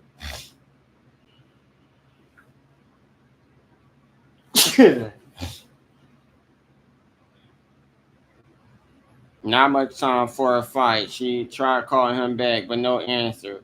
She didn't know for certain that Trayvon was dead until the following Tuesday when she got a text at school with a link to the news article about the shooting. She testified. Then lied around and ended his examination against asking Rachel why she didn't go to Trayvon's wake, although she had originally said she had. I didn't want to see the body, she said, reaching for a tissue and beginning to cry.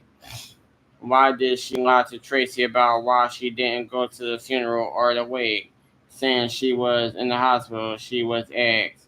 I felt guilty. I was the last person that talked to his son. After asking her about whose voice she believed was crying for help on a 911 tape, Trayvon, she said, sounds like Trayvon. The prosecution rests after only 30 minutes of questioning.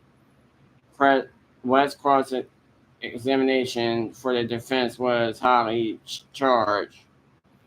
Good afternoon, Mitch Intel, he said. Good afternoon, Mr. Don, she said, rising up in her chair.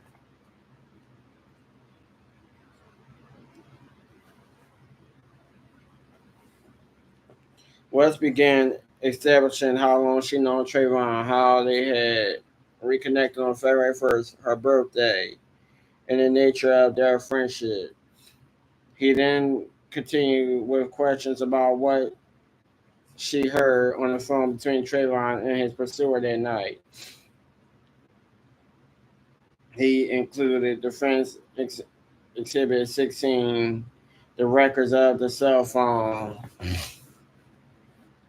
calls between Rachel and Trayvon from February 26th, which he handed to Rachel and asked her to confirm each of the calls from 5:09 p.m. leading up to the last call between 7:12 and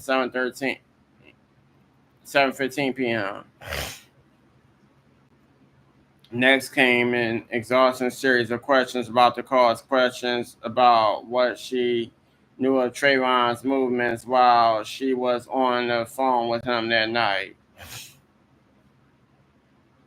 I'm confused, she said at one point. After he told you that he saw a man again, West said later, the next thing you heard him say was, why are you following me?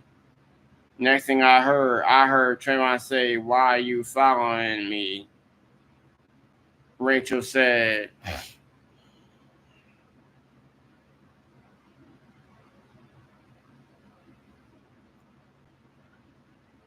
There was a brief moment of silence in the courtroom as the defense lawyer paused to consider his next question. Rachel must have felt that the sudden silence was cold. Was odd.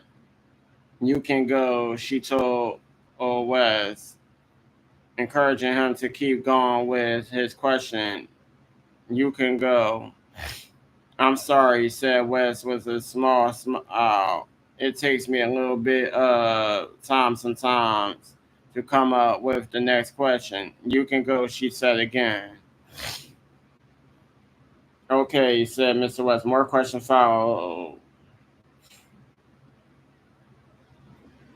I was nervous and hoping that the cross-examination of Rachel would close out soon. She was shaky on the stand, and I was worried about her, not even more worried about what the jury was making of her testimony. West continued to drill into Rachel's story even more. How long? This shit's irritating. Always, like, can this chapter be over already?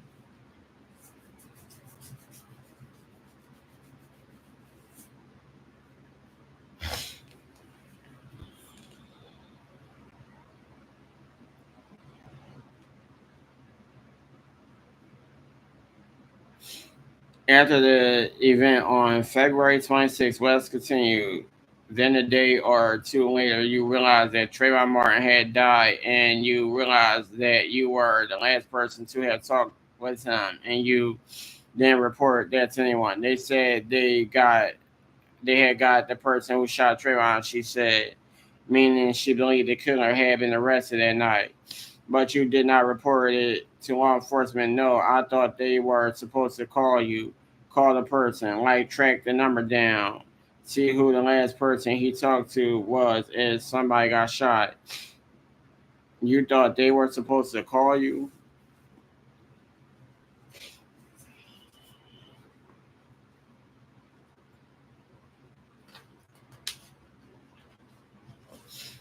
Yeah, they already had a person that shot Trayvon. You thought case closed. Yeah. She said, "You watched the first 48." I'm sorry, first 48 as Don West, a show. Rachel said, "First 48. When the victim dies, they call the number that the victim called before, and they hadn't called my number, so and they had already gotten the person. So case closed." I thought.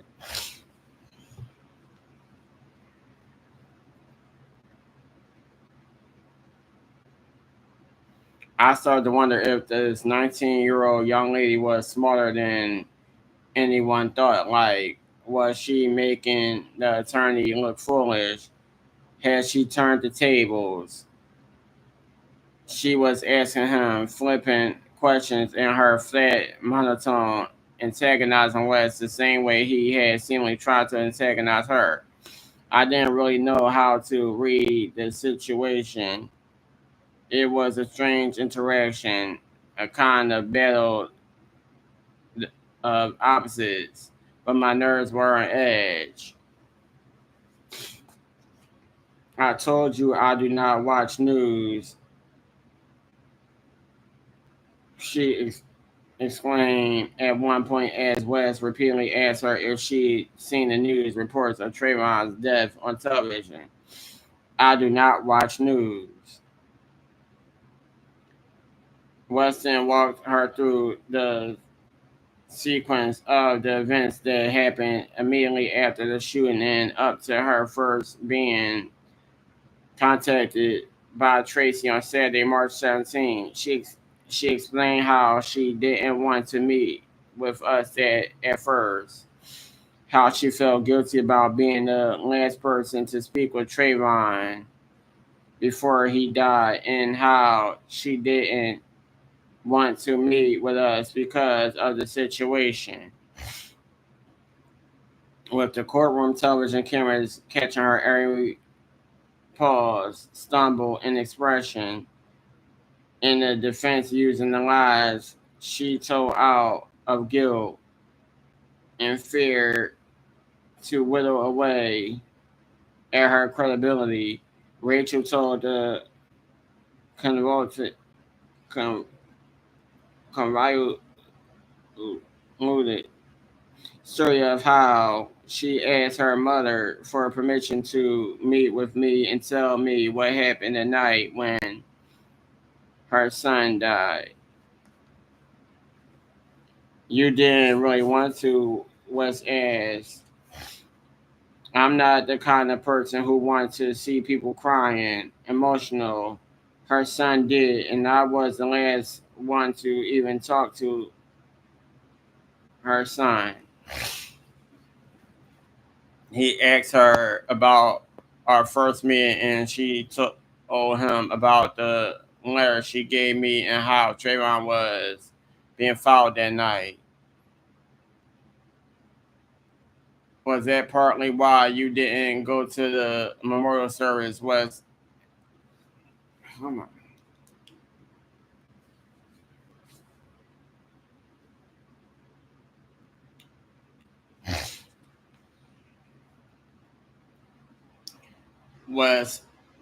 eventually asked because you didn't want people there to know you were the last person and that you didn't want to talk to Miss Fulton about that.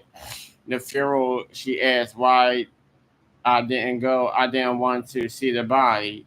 You got to understand. You got to understand. You're the last person to talk to the person, and he died on the phone after he talked to you. You got to understand what I'm trying to tell you. I'm the last person. I don't know how I felt. I mean, you don't know how I felt. Her voice began to crack. She looked like she was close to crying again. You think I really want to go see the body after I just talked to him? She continued. I understand what you're saying, but Wes said, I didn't even know he was out. Rachel said of the killer. And then what you did in order to explain that under oath was that you created a lie and said that you going to the hospital. Yes, she said. West seemed to be attacking her credibility, pushing her hard about why she lied about her age and about being in the hospital as an excuse for not going to Trayvon's memorial. Eventually, he asked her about the recorded phone interview she did with Crump, which would be broadcast on ABC News, pointing out various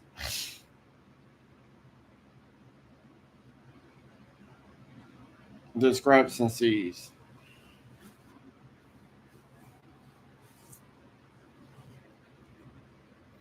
I could explain the Crump interview. I said I really did not want to do the interview with Crump. So I hurried up on the Crump interview because I really didn't want to be on the phone talking about a situation, a daily situation. I don't talk about death. I had told you from when we met, I rushed. I told to say I rushed the Crump interview. Crump interview don't mean nothing to me. You didn't take it seriously? No.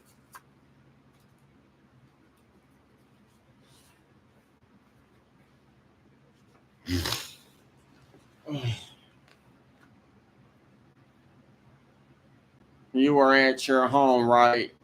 In the closet. You think I want to be in the closet that long?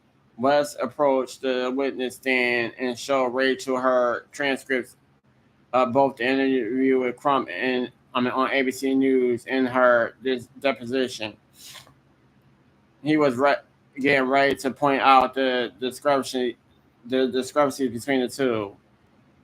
As he walked back to his spot in the courtroom, Rachel gave him a sideways look. Her presence, I knew, was growing thin. I had told you, and it said on the depot paper that you have right now that I had rushed on the interview between me and Crump, she said. He showed her the transcript of her deposition again and asked her what she had said. She heard the killer say in the deposition under oath. After Trayvon said, "Why are you following me?" The defense attorney said she had previously said. The killer responded, "What are you talking about?" No, Rachel said, tapping her fingernails for emphasis on the desk, trying to clarify what she heard. That Trayvon was the victim, the one who had been pursued, but she couldn't get the right words out. I had told you, you listening, I had told you what happened to me and Crump. What happened to me and Crump interview. I had rushed on it. Are you listening? Are you saying you rushed through it and you didn't think about it carefully enough to be sure you told it accurately? Wes asked. Yes, said Rachel. Wes let her answer just marinate for a second. He wanted a moment to let the discrepancies in her testimony really sink in with jurors. I felt my nerves fraying again. He then moved on to question her con- consistency and identifying Trayvon's voice on the 911 call with the screens for help. Oh my God. It was getting late in the day. Bernie DeLaronda objected, saying that the lines West was referencing in her deposition, which he asked Rachel on the witness stand, didn't include Rachel's full response to the question. Take as much time as you want, West told Rachel over DeLaronda's objection, or maybe we could just take a break until the morning if that's what you would like. No, Rachel exploded forcefully before West could finish his statement. I'm done today. She said, I'm leaving today. Nope. Are you refusing to come back tomorrow? West said to you. Rachel asked. We embraced ourselves for Rachel's response, but the judge was quick to interrupt. We need to keep this a question and answer about her testimony. The judge said, any other matters dealing with scheduling, I will make that decision. So if you continue to keep reading, please. Rachel sat back in her seat and continued to read her deposition. Do you admit it when that you were asked who was screaming for help? And you answered, it could be Trayvon. Don West as Rachel. After some back and forth, she said, I told you it sounded like Trayvon because Trayvon has kind of a baby voice. They continued like this for a while. Weston asked to recess for a day. How much more time do you think that you need to finish your cross? Judge Nelson asked West. I don't know for sure. He said, I would think we should plan on at least a couple of hours. I looked over at Rachel, who let out a frustrated what and dropped her head into her hands, shaking her head. Her personal nightmare wasn't over. She would have to testify for another day.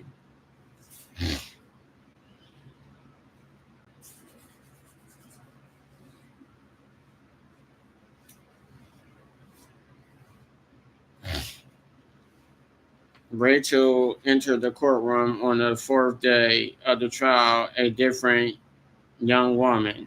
The high heels she wore the day before had been replaced with flat shoes, making her at least comfortable. She wore a ruffled brown colored blouse under a black blazer. She sat erect in the witness chair. Her speech had slowed, and she spoke more deliberately. She began answering questions with a simple yes or no, followed by the word sir, without the ad-libs and slang flourishes that heated so much of her testimony on the day before. Are you okay this morning? West asked Rachel a half hour into her second day of testimony. You seem so different than yesterday.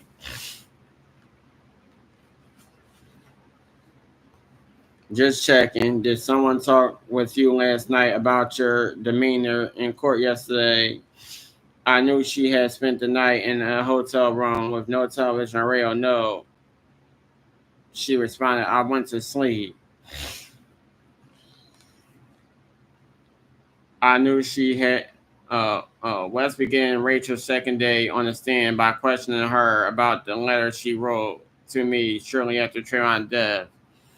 The defense had learned about the letter Rachel gave to me in her March 19th deposition. She had not mentioned it in any of her previous statements because she felt it was a personal letter to me and didn't understand the relevance it might have on the case.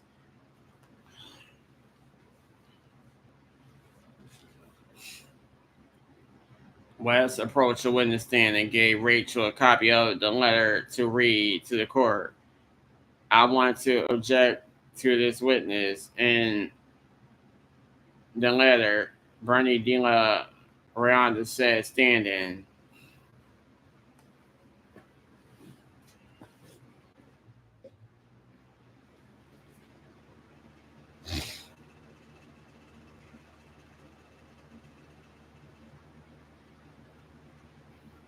Lawyers from both sides met at the judge bench and discussed the objection in private, but I couldn't figure out why. West was allowed to continue. Miss Gentle, he began asking Rachel to take a close look at the copy of the letter. Do you recognize that letter as being one that you said earlier was prepared to be given to Miss Fulton? She said yes, and the letter was prepared to with the assistance of a friend of yours. Yes, she repeated.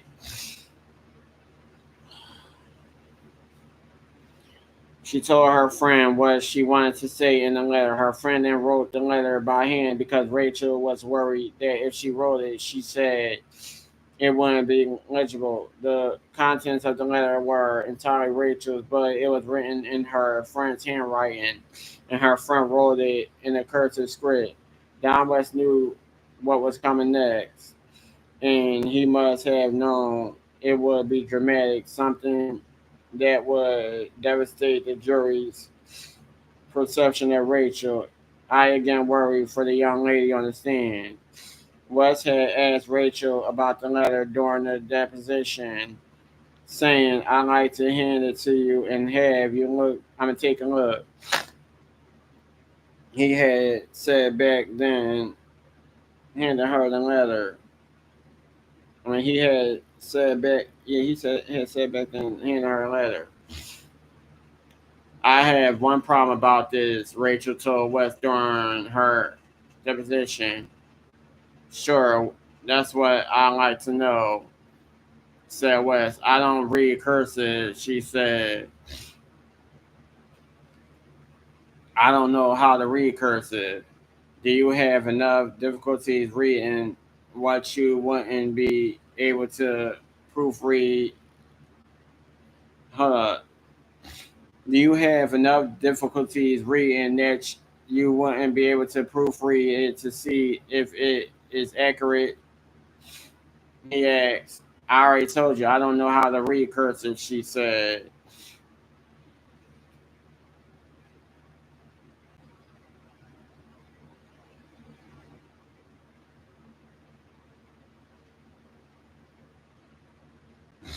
Now in court, West was asking her the question again.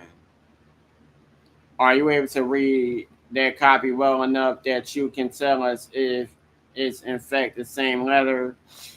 West asked. No, said Rachel, characteristically quiet to the point of shyness. Are you unable to read it at all? Some of them I do not. Can you read any other words on it? West said, I don't understand cursive. Rachel said even more quietly now, I don't read cursive. The weight of the world will come down on that line. I don't read cursive. And unfairly cast Rachel as being illiterate. And unfairly cast Rachel as being illiterate, which wasn't true. I wanted to read it for her. I kept thinking that this is someone's daughter who has to go through this at such a young age. Are you claiming in any way that you don't understand English?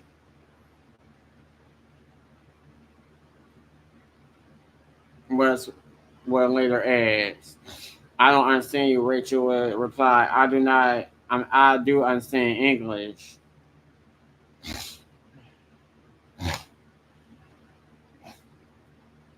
My question is, when someone speaks to you in English, do you believe that you have a difficulty understanding it because it wasn't your first language? I understand English very well, she would say. It was only reading in cursive that was difficult. I'll read the letter then, said West. I was on the phone when Trayvon decided to go to the corner store. It started to rain, so he decided to walk through another complex because it was raining too hard. He started walking, then noticed someone was following him. He paused at one point as if struggling to read the letter himself.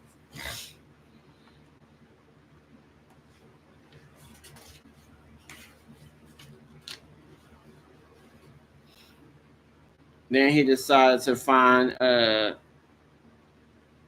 shortcut because the man wouldn't follow him. Then he said the man didn't follow him again, and he looked back and saw the man again. The man started getting closer. Then Trayvon turned around and said, "Why are you following me?" And then I heard him fall. Then the phone hung up. I called back and text, no response. In my mind, I thought it was just a fight. Then I found out the tragic story. Thank you, Diamond Eugene. Is this a letter that you and your friend prepared to give to Miss Fulton? To Sabrina Fulton. Yes, she said. And contrary to what you said in the deposition, was confirmed. This letter does not, in fact, contain any response that the person gave to Trayvon Martin when he said, "Why are you following me?" Yes, she replied. Further, you say that you thought this was just a fight. Yes, she said. Soon, West decided to pull out the word that had gone mostly unspoken until now. He asked if she had heard about the national conversation on race that Trayvon's death had triggered on the news, or if someone else had informed her about it. Again, Rachel told West she didn't watch the news and that no one had told her how.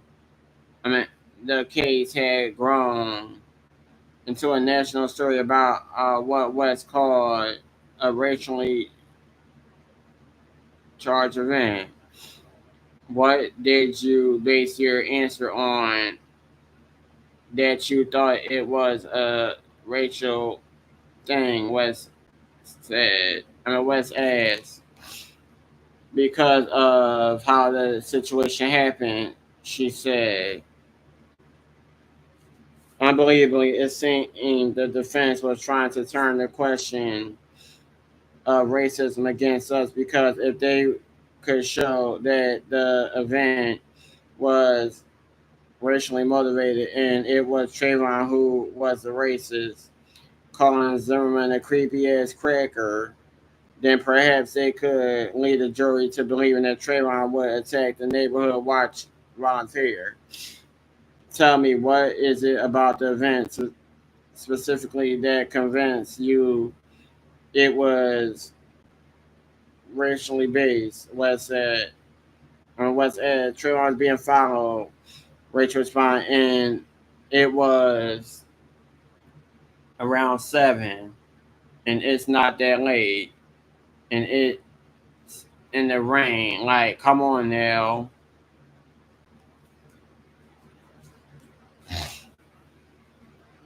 Everything that you told us is based on whether Trayvon Martin told you that you could remember, and then what you interpreted to mean what said was. So when you say it's a racial event, what did he tell you that made you think it was a racial event?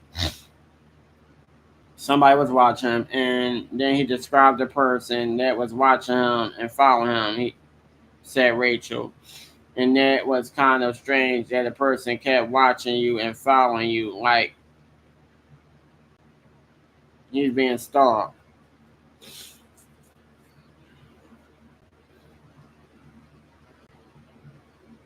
What makes that racial? Asked West. Describing the person she said of Trayvon's description of his pursuer. Describing the person is what made you think it was Rachel, yes. And that's because he described him as a creepy ass cracker. Yes, said Rachel. So it was Rachel, but it was because Trayvon Martin put race in this. No, said Rachel. You didn't think that creepy ass cracker is a racial comment? No, she replied. On the Rachel was supposed to be the prosecution's star witness, but the prosecutors had only questioned her briefly. Now being pursued by West cross-examination, she was on the defense. Under intense questioning, Rachel began answering questions with a single yes, sir, or no, sir.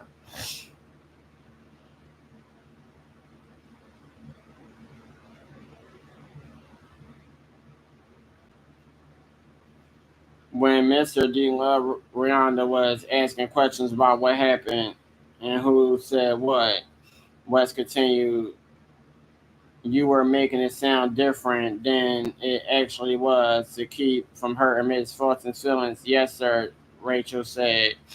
And West asked her if the only thing she said that was accurate was the language Trayvon used to describe his pursuer. West asked her again about the interview she did with Crump and the letter she gave me, and why she never mentioned that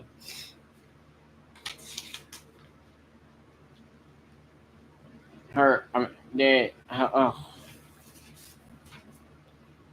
that she heard Trayvon saying get off" until she mentioned it in her deposition. She answered that no one else but prosecutor Delon Ronda had asked her about it, and that she was anxious to get off the phone during the telephone interview with Crump. I was not being asked for that part, she said. So you made the decision then not to tell Mr. Crump that you actually heard Trump say get off, because you were in a hurry.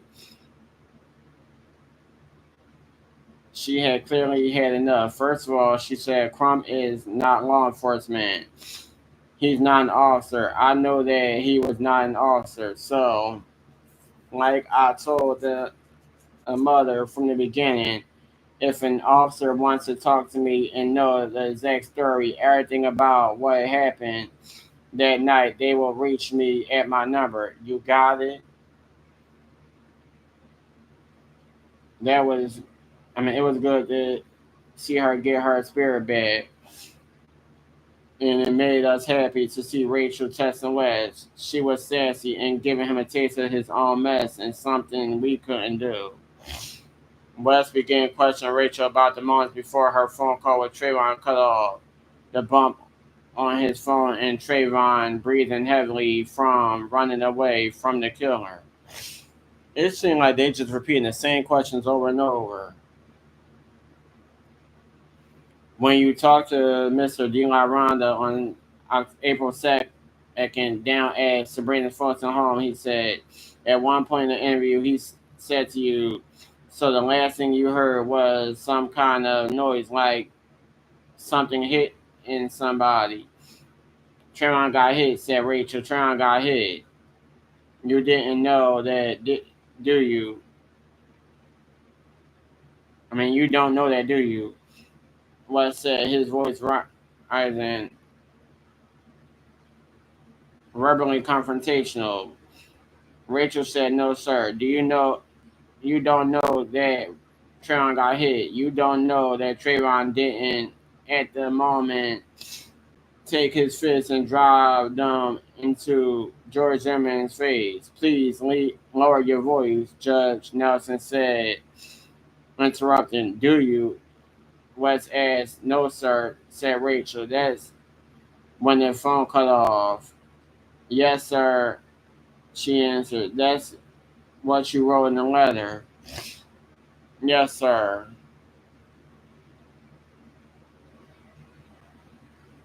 Oh my God. Rachel Sasson seemed to now be fit. She appears that like the guilt she had carried the past year had found her again and was suddenly dragging her down. So she was far from giving up.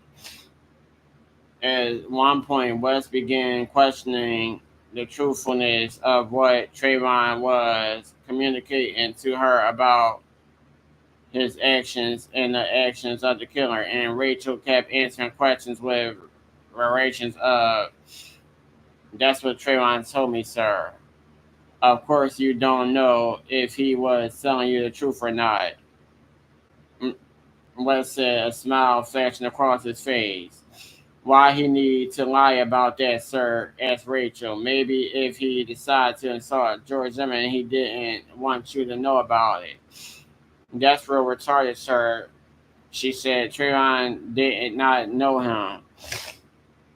That's, we knew that Rachel meant what she said was right. She was telling the truth about what she knew, even if it was slang that was sometimes hard to understand. At the point though that all at the point though that all of that happened, you were saying now that you knew something had taken place, said Wes. But the reason you didn't do anything about it, telling anybody what you had heard, come forward to the police, is because in your mind it was just a fight, correct? "Yes, sir," Rachel answered. And in fact, it was just a fight Trayvon Martin started. That's why you weren't worried. That's why you didn't do anything. It was because Trayvon Martin started the fight, and you knew that. I eagerly waited for Rachel to unleash some classic line, but before she could, Bernie de la Ronda immediately stood up from his prosecution table and objected. West was badgering the witness, he said, but he was overruled. "No, sir," said Rachel defiantly. "I had told you before I do not know this man was out of jail. I don't know what you're talking about." West kept trying to make Trayvon the approacher and aggressor, but Rachel defiantly stuck to her story. At every question, she said, "No, sir." She would answer, insisting that George Zimmerman, not Trayvon, was the aggressor. At the point, the attorney told her, "I thought, in fact, that you said that it could have been, for all you know, Trayvon Martin smashing George Zimmerman in the face is what you actually heard." "What?" she asked. "Yes, just earlier today," said West. "By who?" she asked. "By you," she was told. "You ain't get that from me," said Rachel. West soon rests his cross examination at 2 or more hours, and after a short redirect by D-Line Ronda, Rachel time on the witness stand was finally over. It had been an emotional roller coaster. I was intensely relieved that it was over. We returned to our hotel for the night.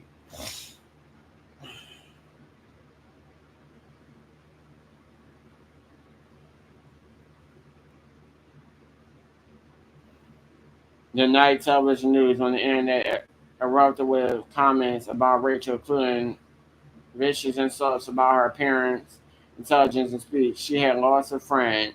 She stood for him in court, and she paid a price for it, which she didn't deserve. I had been worried for Rachel, who I knew was a nice young lady and a little friend who had bonded with our son. She was a very important witness, the last person to speak to Trayvon, but I didn't believe she was prepared enough for the witness stand. As for the defense, they turned her testimony into what seemed like a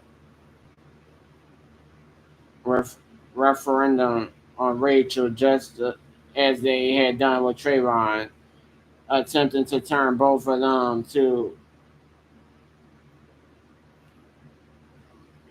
caricatures of what some people think about young black people. Tracy told me later that it felt like time of possession in the football game. The number told the story. The prosecution questioned Rachel for a little over 30 minutes.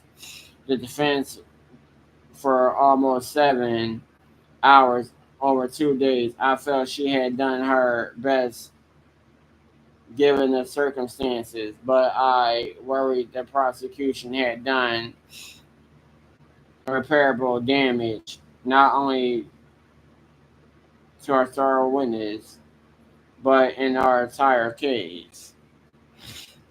All right, that was a lot.